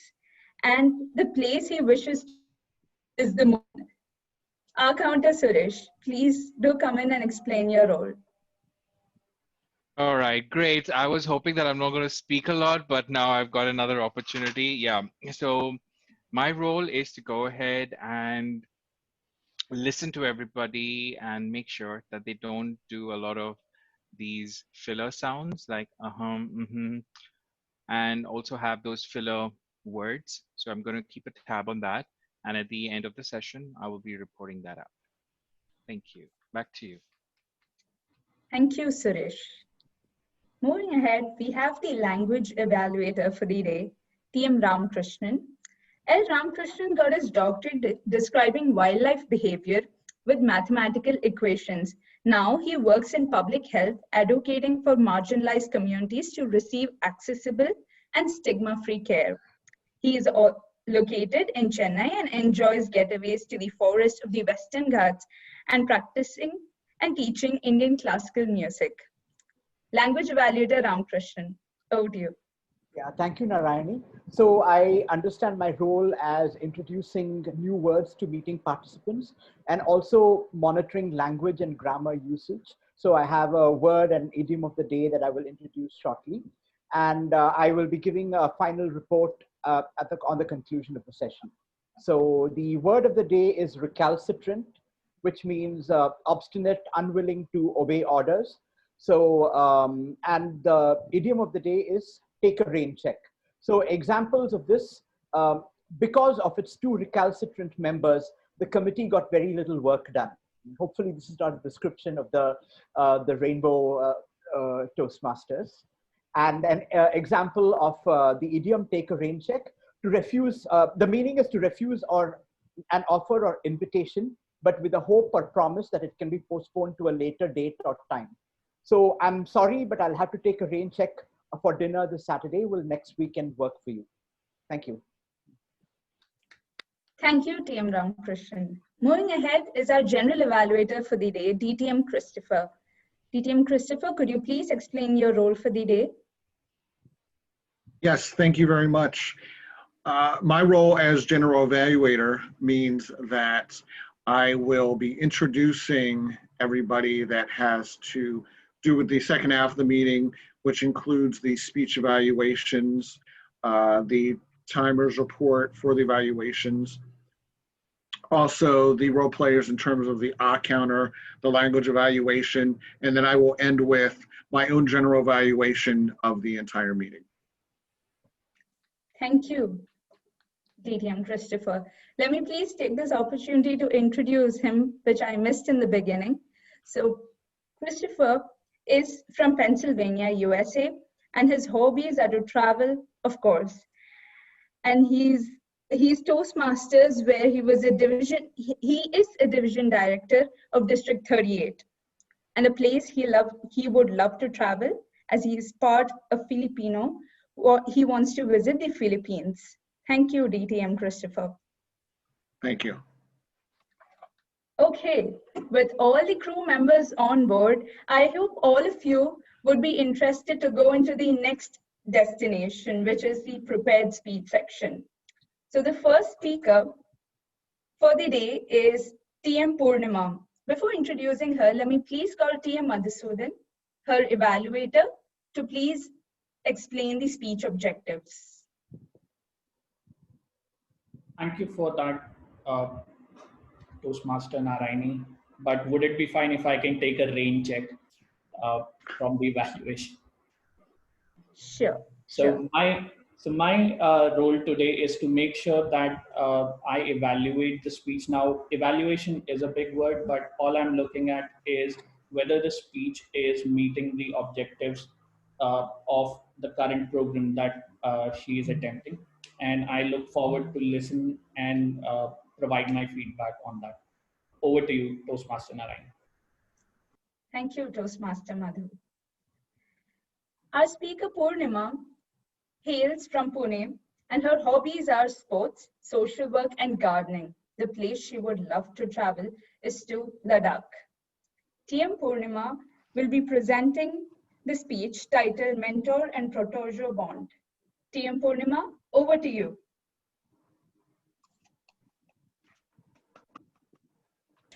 Good morning, good afternoon, and good evening to everyone.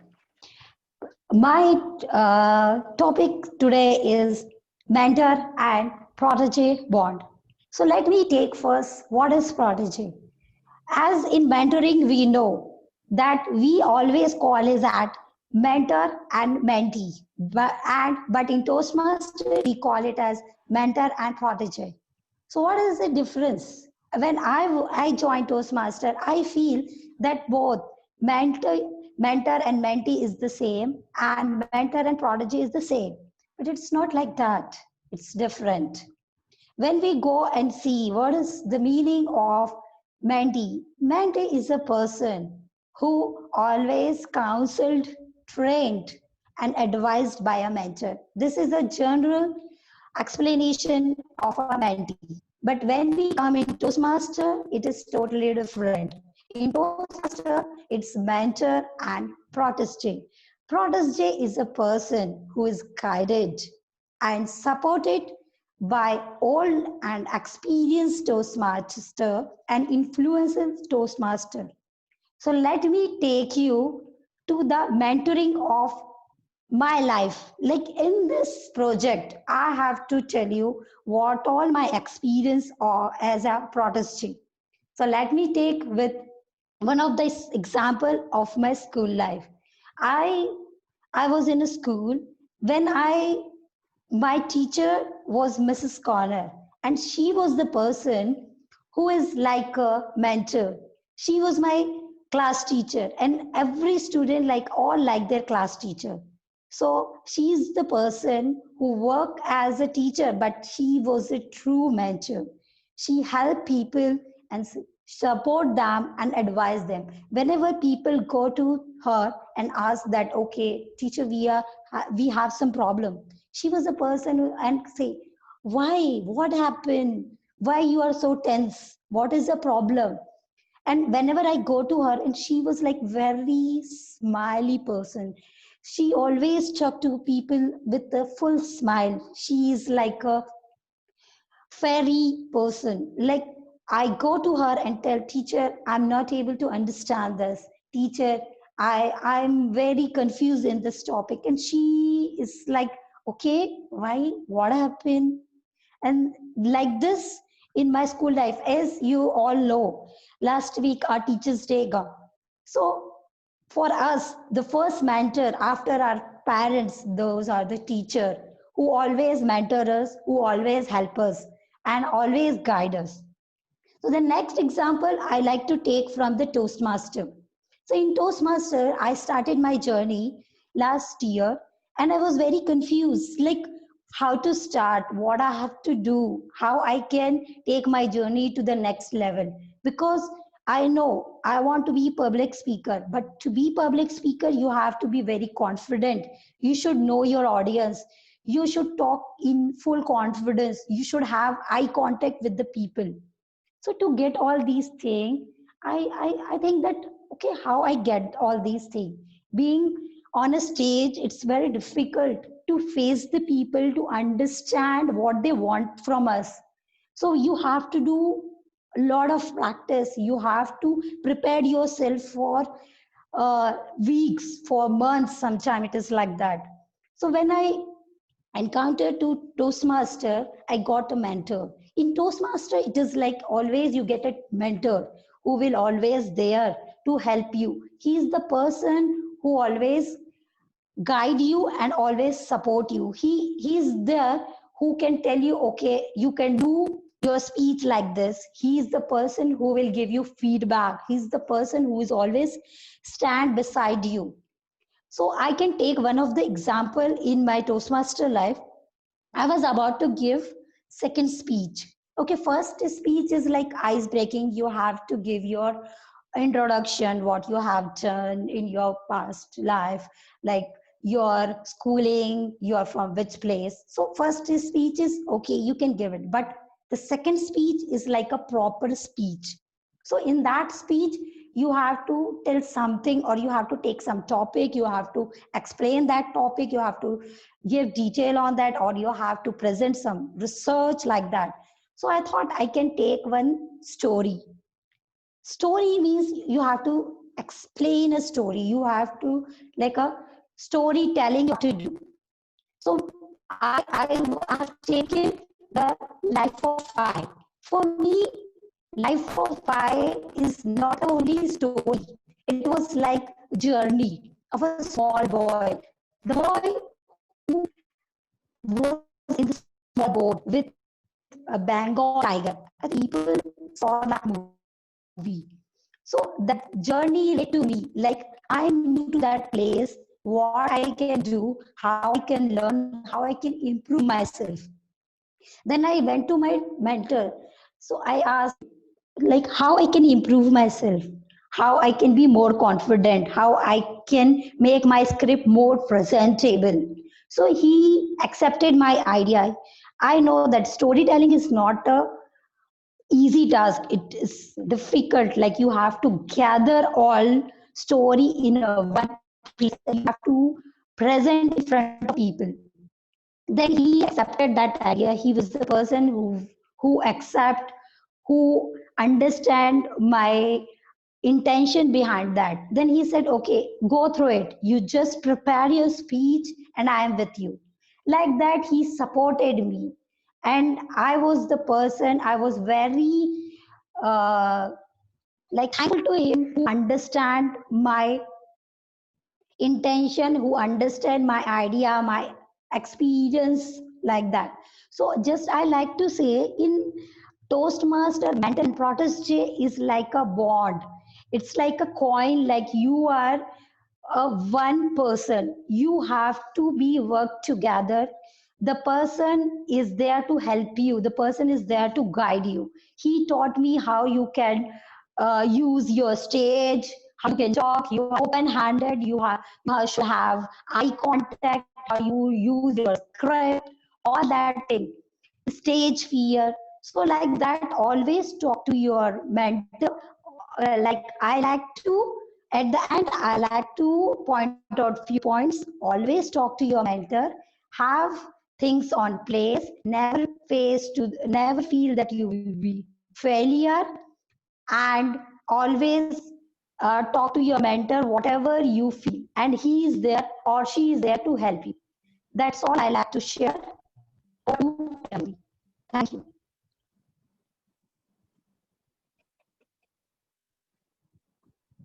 Thank you, Purnima, for that wonderful speech. TM Saili, could you please let us know the timing for her speech?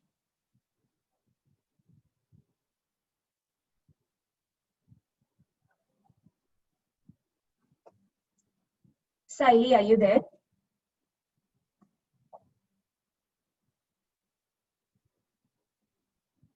Okay.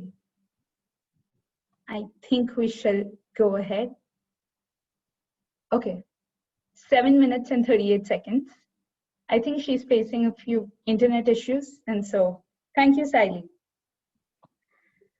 Okay, so there we come to an end with our prepared speech session, and now I have a quick question for the audience. Please do answer on the chat section. So, do you all know which country came up with the idea and philosophy of gross national happiness? Bhutan. Yes. It's all yours. Yes. So Bhutan came up with this wonderful idea, and the UN accepted to celebrate 20th March as International Happiness Day. Now, I feel that this is wonderful because a nation grows when it goes beyond numbers too. So Bhutan is one such an example. And another question for y'all. Which is the passport that is the strongest according to Henley's Passport Index? Okay, Singapore. No, not Germany. Is it Netherlands? No. So now it is Japan. Japan's first and Singapore second. To the ones who would be unsure of what Henley's passport index is, so according to that index, the countries, uh, the people who have those passport can travel to countries like visa free. So that's about just around the world information for y'all. And moving ahead to our next stop, which is the table topic session, just to break the monotony of prepared speeches, where all of us would volunteer ourselves to just step out of comfort zones. Let me introduce the table topics master for the day, TM Rahul, who is from Udaipur, Rajasthan. He loves sketching and reading and photography. And the place he wishes to visit is Egypt. TM Rahul, over to you for the table topic session. Thank you so much, Annie. So, hello everyone, and as you all know, the topics is one of the places we have, but being myself, I have added a bit of it to it, and so we all meet every Sunday at 7 p.m. and today we are meeting at 8 p.m. as well. But the question that I kept thinking was that do we all know each other? And when I say I stress on the word know a lot. Today we'll be sharing some stories about ourselves that will help each other, like all of us know each other, and at a level where everyone can say that. Now, if I may, I'll recommend you all to bring out stories from your lives which are personal to you, that touched you and made you who you are. As we all know that it's a safe space to try to be as comfortable as you can. And one thing that I wanted to say is that so we do follow this ritual of bringing guests to the table topics, but since it's a bit of a difficult and a different thing we are doing today, I would like to start with Toastmaster and then we'll continue with the guests. So if any Toastmasters wants to come forward to take up the first day.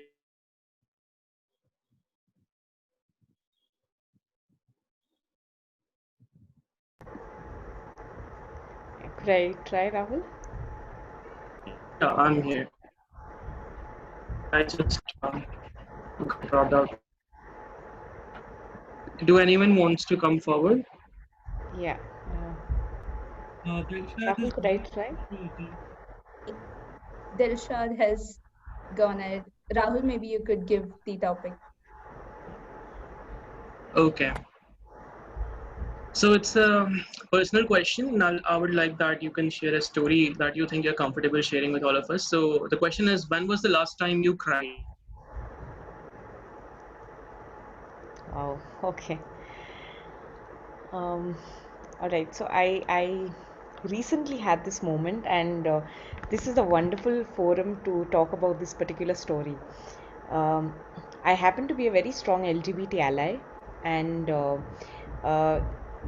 I did not realize this, but when I was very little, I unfortunately also discriminated against someone. So my own cousin, who happens to be a trans woman, was transitioning then when I was very barely 8 or 10, and when my mother would take me to her place, her mother, so that's my cousin's mother, would ask her to immediately rush into a room and lock herself in, and that applied to all guests, all visitors. The minute there would be someone at the door, this person was asked to just hide, like they were a terrorist, or they were some kind of bane to society. I mean, she should not be seen or heard or anything of that sort. And when I asked my mother why so, why can't I speak to my cousin, or why won't she come out, at that time it was a he, so why doesn't he come out, why doesn't he speak to me,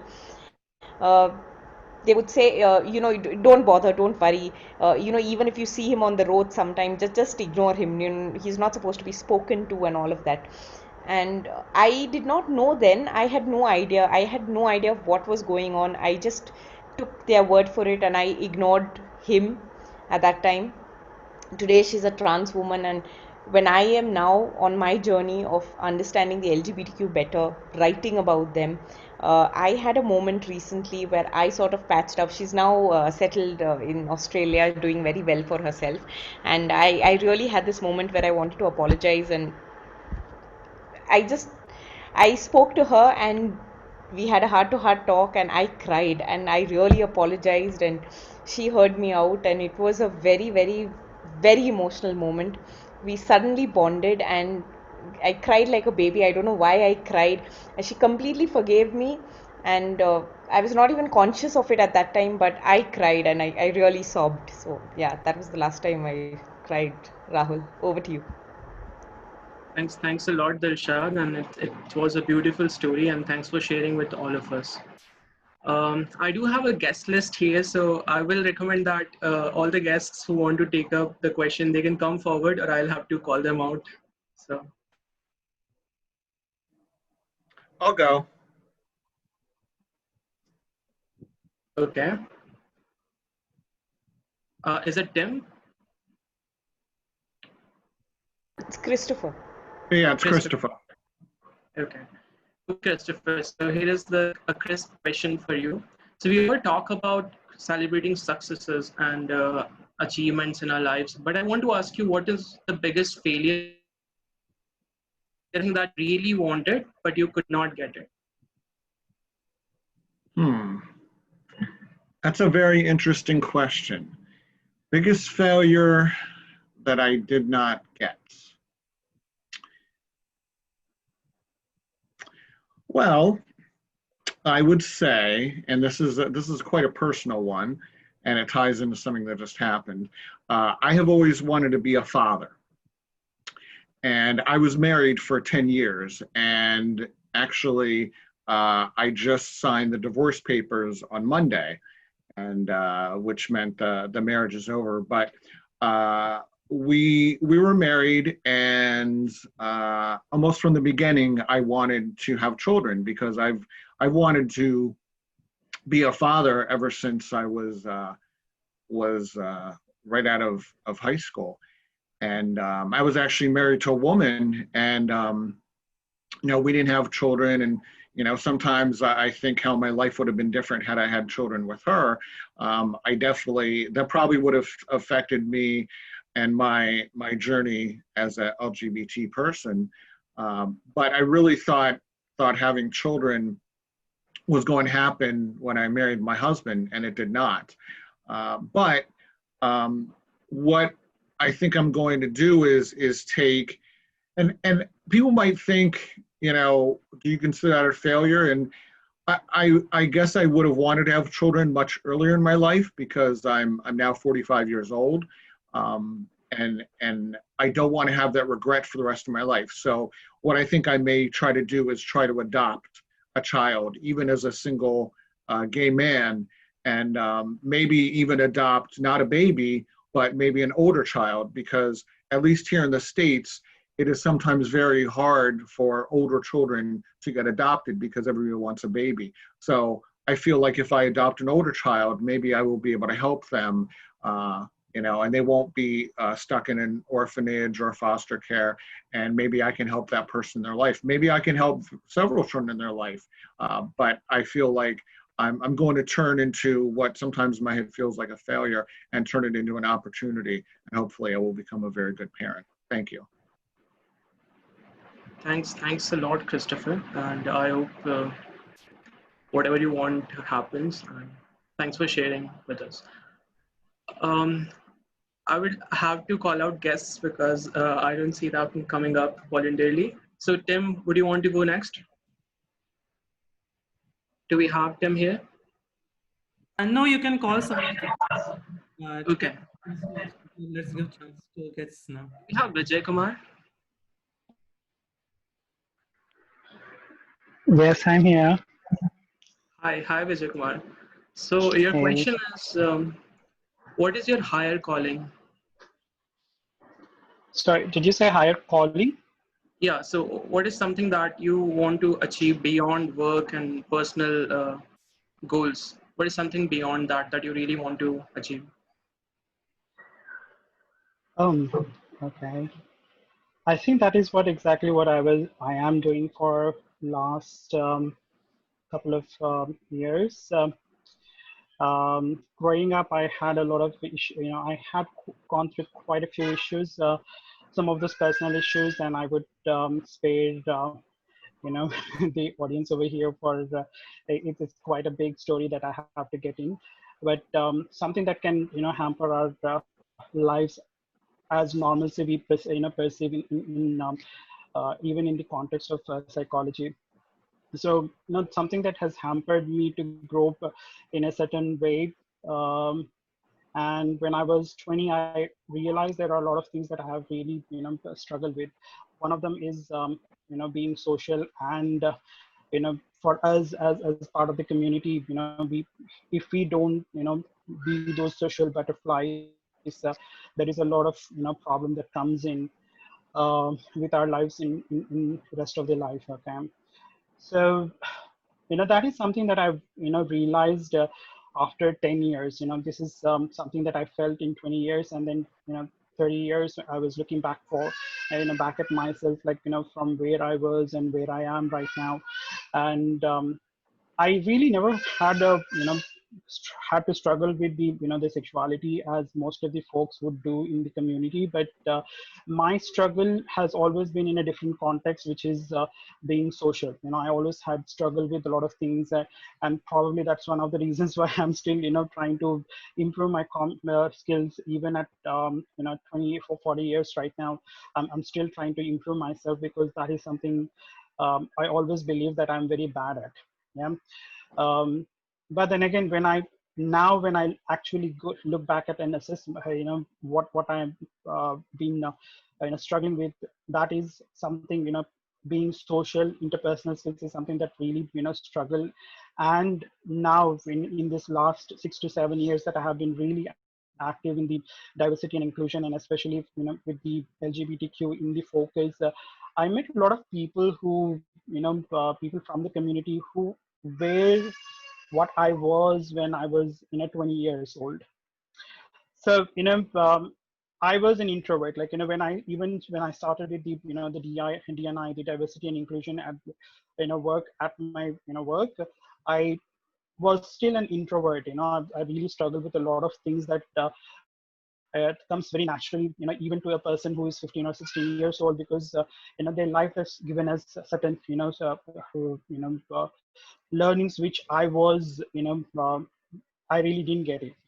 So right now, when I look and assess myself, I think that is my higher calling, when I actually see that I wanted to help people from the community, especially from the community, because this is not one battle that we struggle for. People who are I mean, let's say straight world in the the terminology that we use in the community, the straight world, if you are somebody who is socially awkward, you just struggle with that one. You don't really struggle with something else.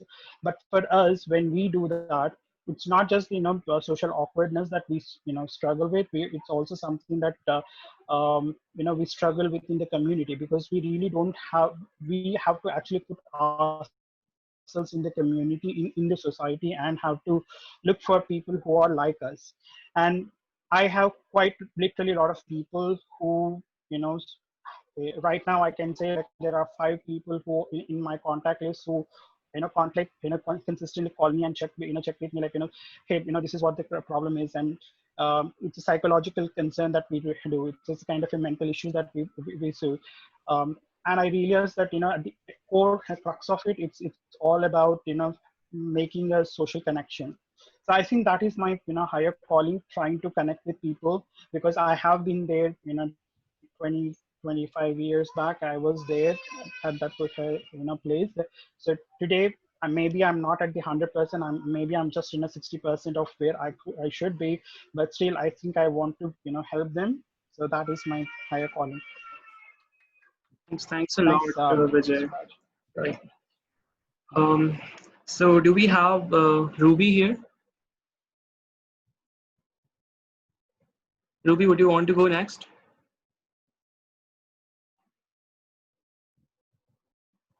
Or if we have Mayuk here, any of the guests can actually come forward, and it's a great discussion we are having here. Hello, myself Jitesh. Can I ask a Ruby or question? Mayuk or Chatya Hello. or even Tim if he is here. Yes, Jitesh, please go on. Okay, so my question is to Rahul sir. Okay, so my question is how, what is the right time to coming out your sexuality to the people around, especially for the family? And my next question is how to deal with the social exclusion you might, definitely will come across post revelation of your sexuality. So help me out in this direction. This is very important question for me as of now. Anybody can answer this question, but particular to So Jitesh, Rahul sir. thank you so much for taking up the courage to ask everyone this such a kind of personal question. We would love Yeah, someone will love to answer. But right now we are having a table topic discussion, table topic session. So after the meeting is over, one of us can take up the your question and answer you and guide you in a proper direction. Will that be okay? thank you. Yeah, sure, sure. Thank you so much. I beg apology for the random question since I was late in this meeting. Sorry about that. No problem. Carry on, guys. Stay Thank tuned. you. Stay till the end of the meeting. Someone will answer and guide you. Thank you. Rahul, you can continue. Thank you, sir. Yeah, so Rahul just told me that his Wi-Fi was not connecting. So maybe we could move ahead with the Yes, session, we can. right? Okay, awesome. So that was a great table topic session, and thank you everyone for sharing those heart-touching stories. Going on, we go into the right. So we go into the evaluation session. This is a session very important to Toastmasters in general because this is where we learn and grow. So handing over the podium to DTM Christopher for the general evaluation session. DTM Christopher, thank you. Thank you very much, Toastmaster Mariani. So we will continue the meeting with the evaluation portion of today's meeting of Rainbow Toastmasters Club. So to start us off, we are going to bring to the podium Toastmaster Madhusudan, who is going to evaluate the prepared speech that we heard today, which was Toastmaster Purnima with her mentor and protege bond. So I introduce Toastmaster Madhusudan. Thank you for that opportunity, Christopher. Dr. Sean Maguire, Will Hunting, Poe and Shifu, John Keating. What is common in all of these? Well, these are some movie characters which have mentorship as a common theme. Purnima, an excellent topic that you had chosen. I would like to start with two things that I really liked. One was the energy that you brought to the entire session, and also that you delivered the speech standing up, which in the current new normal is very hard to see nowadays. We are more comfortable sitting on our chair and giving a speech. So kudos to that. Having said that, I think Lance did touch upon this in the chat. I would like two things that I would like to recommend is when you are introducing characters, or like you had introduced your teacher and a conversation between you and your teacher, and specifically when you're using uh, the stage, maybe try and sway so that we know that there are two characters, and this would help us to connect and see who's talking what. However, the other thing is the camera angle, and I think we are all getting a hang of how to. I think we mastered the art of selfie. We now have to master the art of making sure that our camera angles are fine when we are giving a speech. I struggle a lot with that, so most of the times I have my camera switched off because I'm trying to make sure that which angle works for me. So I totally understand that. So coming back to the end of my evaluation, two things I would like to challenge yourself is to add some quotations or anecdotes uh, in your speech, which would give your speech even more weightage, and also if you can maybe add a little bit of humor so that it would come out more. I do understand that maybe mentoring and prodigy uh, may not be the best way to add humor, but we have. But I think it would. That's something I would like to challenge you with, and would look forward to hear in your coming speeches. Thank you for that, and over to you, Toastmaster Christopher. Thank you very much, Toastmaster Madhusudan. Now we are going to hear from our timer, who is Toastmaster Sayali, to hear the timing for the evaluator, and then also to conduct the voting for the best evaluator. As we have just one evaluator, there won't be any voting. Sally, you can tell the time.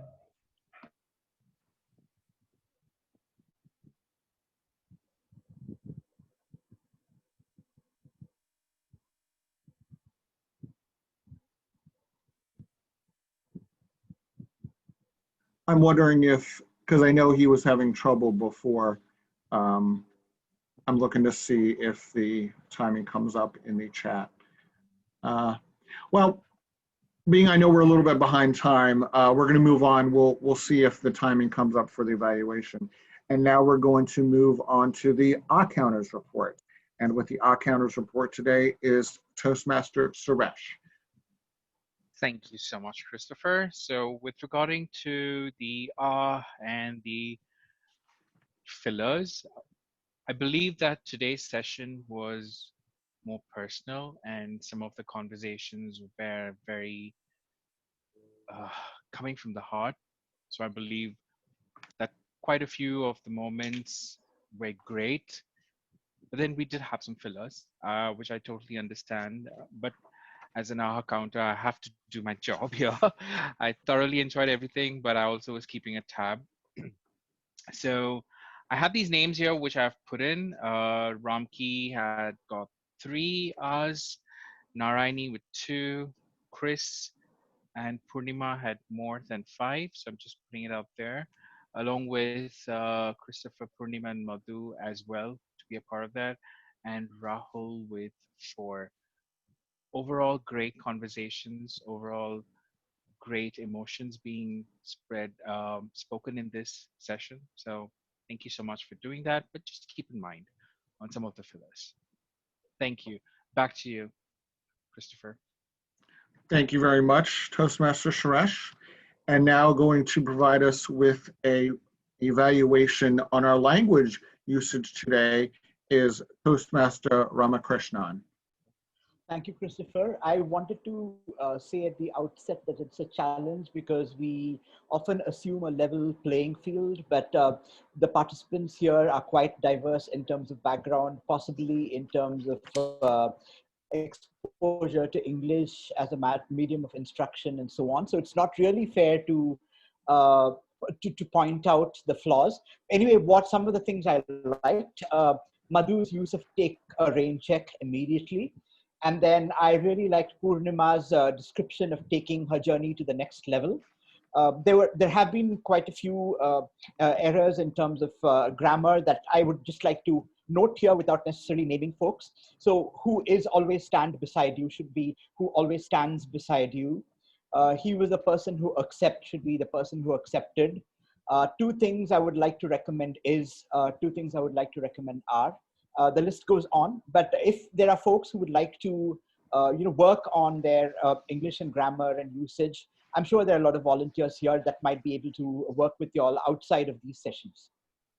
Over to you, Christopher. Thank you very much for that report, Ramakrishnan. And I know we're running a little bit behind time. And so I want to give like a brief overview. I probably won't go the 4 minutes that I've been allotted, but I do just have some notes because I felt like, especially with today's meeting, there was just some things I want to say. First of all, in relation to the panel discussion, Swaraj, you were a great moderator. You kept everything flowing well. I liked how your last question basically brought it full circle to relate it back to the mission of Toastmasters, with speaking and leadership. I know Anish had to log off, but I liked how everything that he seemed to said was relatable. Suresh, what you said throughout was very inspiring. Two things I definitely made notes about is you told us to be authentic and challenged us. Can we take the privilege that we have as LGBTQ and put it to good use? And also that we have one life, that we should live it honestly, and no matter how long it takes. So I found those to be very, very inspirational. For Prahasini, not knowing a lot of trans people, I learned a lot from you as you spoke about your experiences, especially when you spoke about your family. And one key thing I picked up on is the fact that not everyone's transition journey is the same.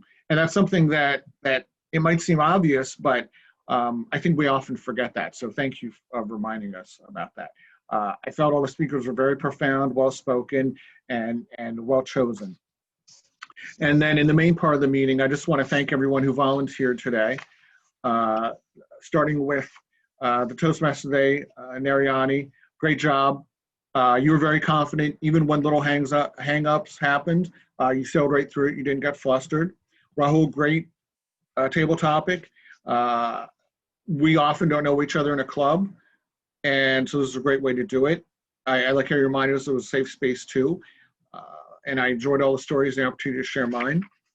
And Matt Husadan, great tips during evaluation. I like how you gave feedback, things that could be worked on, and you delivered it with empathy and grace. And just overall, I'm proud that I was a part of this meeting today. Today was my first meeting, and it was cool to bring together being LGBTQ and my love of Toastmasters. And it reminded me that to take from the theme of around the world, that our struggles are not all that different. And sometimes we forget that. So I believe one big step in trying to overcome our struggles is to go out there and make a difference and help gain acceptance. And I believe doing something like this, being a part of this club, is one way that you can do that. So I'm very proud that I was invited to be a part of this today. Thank you. Okay, thank you, DTM Christopher, for that wonderful evaluation session. Now with that, we're almost coming to the end of this meeting. Well, I would just want to conclude by saying that we as humans love traveling. We would always want to go to extravagant, expensive places. But amidst all of this, I think what we all should remember is to travel back to our roots too.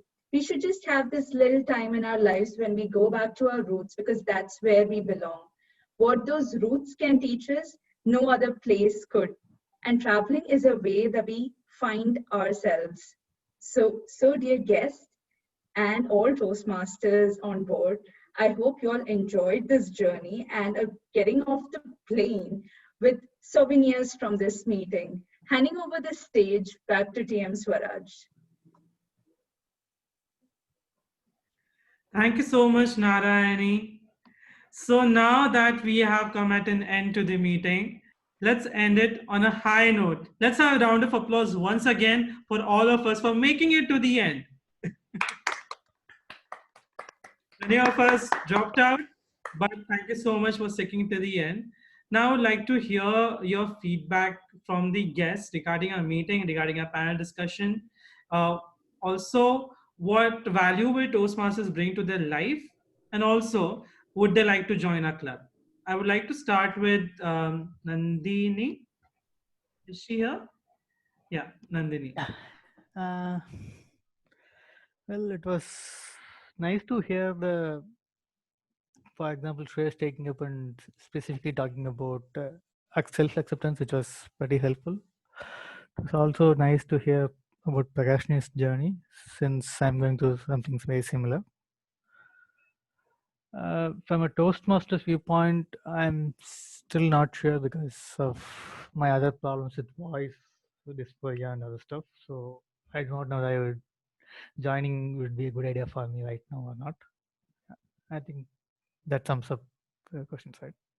Okay, no problem. You can keep visiting us, keep trying to find your why, and when you feel it is right for you, then of course you can join. Ruby, do we have Ruby here? She raised her hand. Okay, I think she left the meeting. Amandrup, would you like to share your feedback? Yeah, hi Toastmaster Suraj. It was great attending the meeting. I happened to be one of the past. Suresh was one of my trainers when I was in HP, and I am currently a vice president education for a corporate club called Tivo Talksters in District 92, area G3. And it was lovely attending your meeting, and I'd love to come back again and see how you guys proceed. Great to hear that. Thank you so much. Welcome. Do we have Chaitya here? Chaitya, would you like to share your feedback?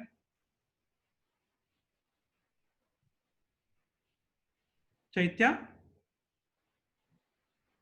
Okay. Mayuk, would you like to say something? Share your feedback. Mayuk, are you here? Okay, I think Mayuk is also not here. Sam, would you like to go next? Hey, can you hear me? Yeah. Can you? Yeah. So, I really like the panel discussions and all that's been said. Like, uh, after a really long time that I felt that what I feel that has been resonated, what is that has been said and discussed in this group. So I really like that, and the whole uh, speeches and the table topics discussions, it just made me throughout, like I was just thinking that I do want to be a part of this group and this community. So I'm looking forward to being a part of this. And yeah, that's it. I don't have much to say.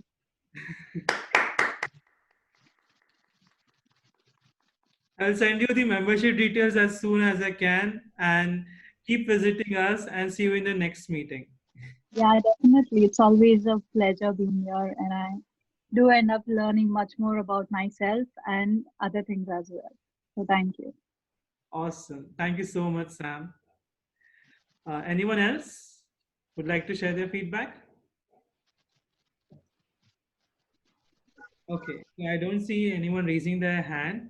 Now we have, I have a surprise for everyone. In the upcoming meeting that is on 13th of September, we are also having a guest talk by Michael B. So he is a famous personality on TikTok and on Instagram, and he is famous for his impersonation of Moira Rose from Schitt's Creek. So it will be a wonderful talk regarding him with him, and he's going to talk about how can one monetize the social media, and how can one make use of the social media in these challenging times. And also, I'm going to be the TMOD for the next meeting, and the theme is going to be cabaret. So I invite you for the next meeting's cabaret. Put your dancing shoes on, and we are going to have a lot of fun. With that, I hope you all enjoyed today's meeting. We can stay tuned for informal talks, but now I'll be officially ending the 13th demo meeting of Rainbow Toastmasters Club.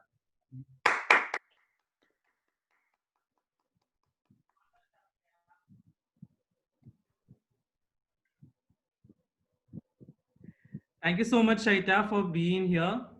Uh, yes, I can. Dalshad, I'll send you the joining details. Shaita, we can have a word afterwards the meeting tomorrow anytime. And for all the guests who joined in, thank you so much. If you have any questions, feel free to reach out to me whenever whenever you want. And to answer, is Jitesh here? Okay, so I think he left. Okay, no problem.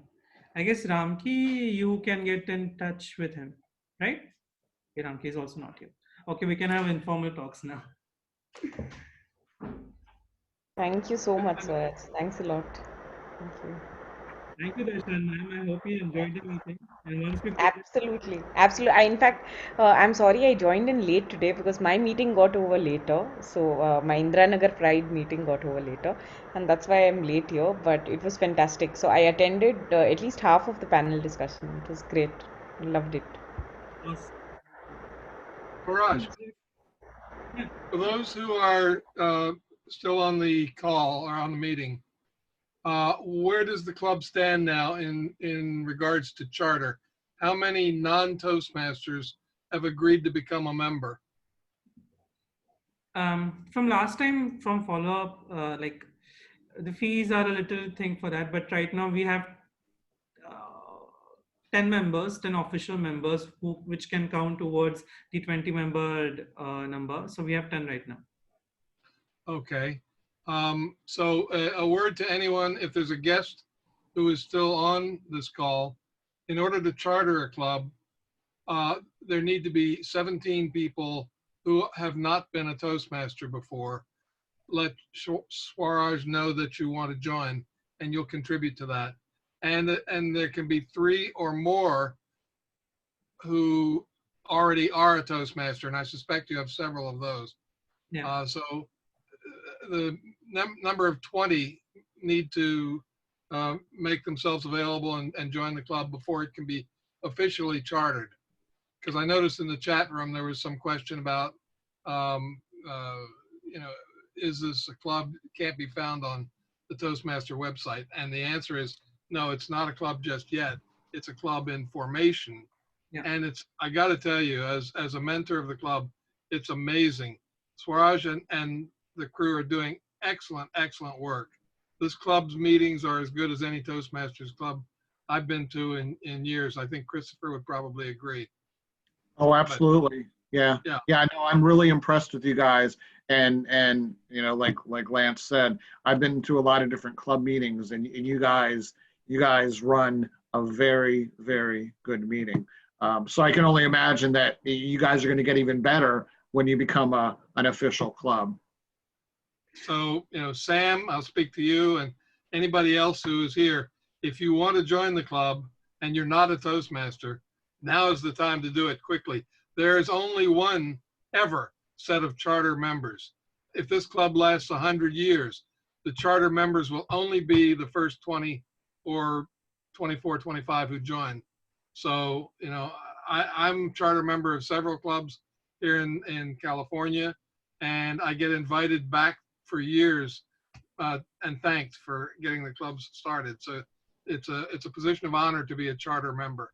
And if any of you are interested, get in touch with Swaraj immediately. Thank you for letting me put that in. Thanks, Lance. That was me. I'm still here, and thank you for explaining that one. I mean, I thought I would ask Swaraj later, but since you're here, probably I will. You know, I was a member, TM member into 2016, and after that I dropped off. So I'm not quite sure if I would be qualified as a new member or. Be qualified as a new member. New member. Okay, I think that would work out for as well. Thanks, Lance, and thanks, Chris. Thanks, Raj, as well. Thank you. I'll send you the joining details on WhatsApp, and then as soon as you can become a member. And Christopher, thank you so much for the kind words, and Lance, you too. Our members are working hard, and the members who are currently members, they are taking out their time to prepare for their roles, understand Toastmasters, and it's because of them that we are able to have such wonderful meetings. Swaraj, what role do you hold right now? Are you the club president, or what are you exactly?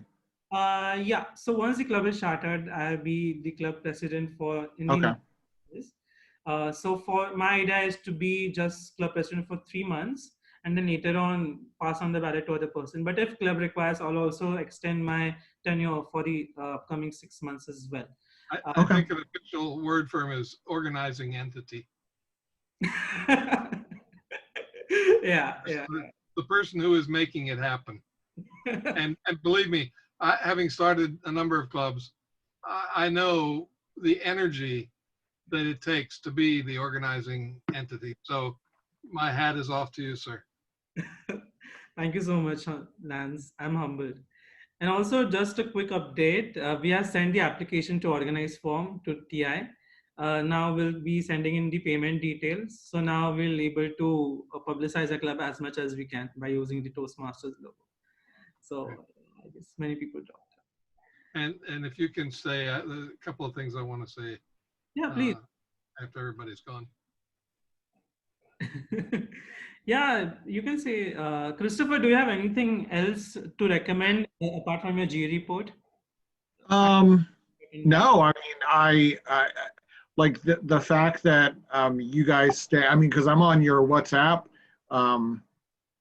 distribution list, and the way that you stay on top of it is absolutely the way you do it, because some clubs that I'm involved with, unfortunately, they, you know, people sign up, and you're always going to have people that sign up and then, you know, drop out, you know, without notice and whatnot. But, you know, it seems like you definitely try to minimize the scramble. And I feel like the level of communication always reminds people, because that's the other thing too, is I have people in several clubs that you can remind them and remind them and remind them, and then they just don't show up. And I think that's unfortunate. Whereas like always seeing it keeps it top of mind. And that's especially important as you're going through the charting process, because the more people obviously you can get in here, you know, you'll eventually get to your 20. So yeah, and I can see, and it looks like you're doing pretty good. I guess the struggle is just getting the word out there, letting as many people know as possible.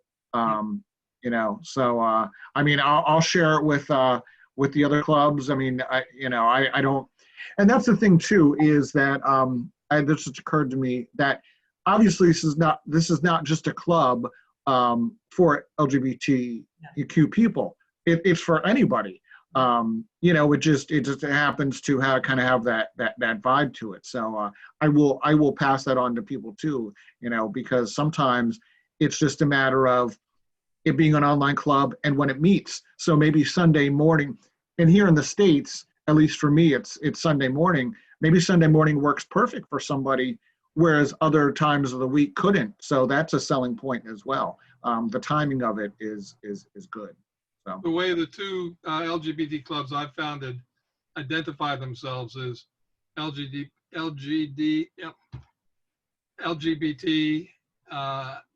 community and friends and allies. And that lets everybody know that they're welcome. Mm-hmm. And I'll go ahead and say what I wanted to say, and that is, I'm a very big believer that in how to deal with guests at the end of a meeting. And I think that there are 3 very simple questions that you ask in this order, and in no other wording than this. Right. And the first is, I'll take Ron as an example. Ron, I know you're a DTM, but let's pretend for a moment that you're not a member, okay? Ron, did you enjoy the meeting today? Yes, I thought it was fabulous. Great. What did you see in our meeting and in the Toastmaster experience that might benefit you in your personal life or your professional life? It is an opportunity for me to actually talk, because I'm a very reserved person, and this would put me in a position where I would have to speak, and it would give me good practice. And that would be of value to you?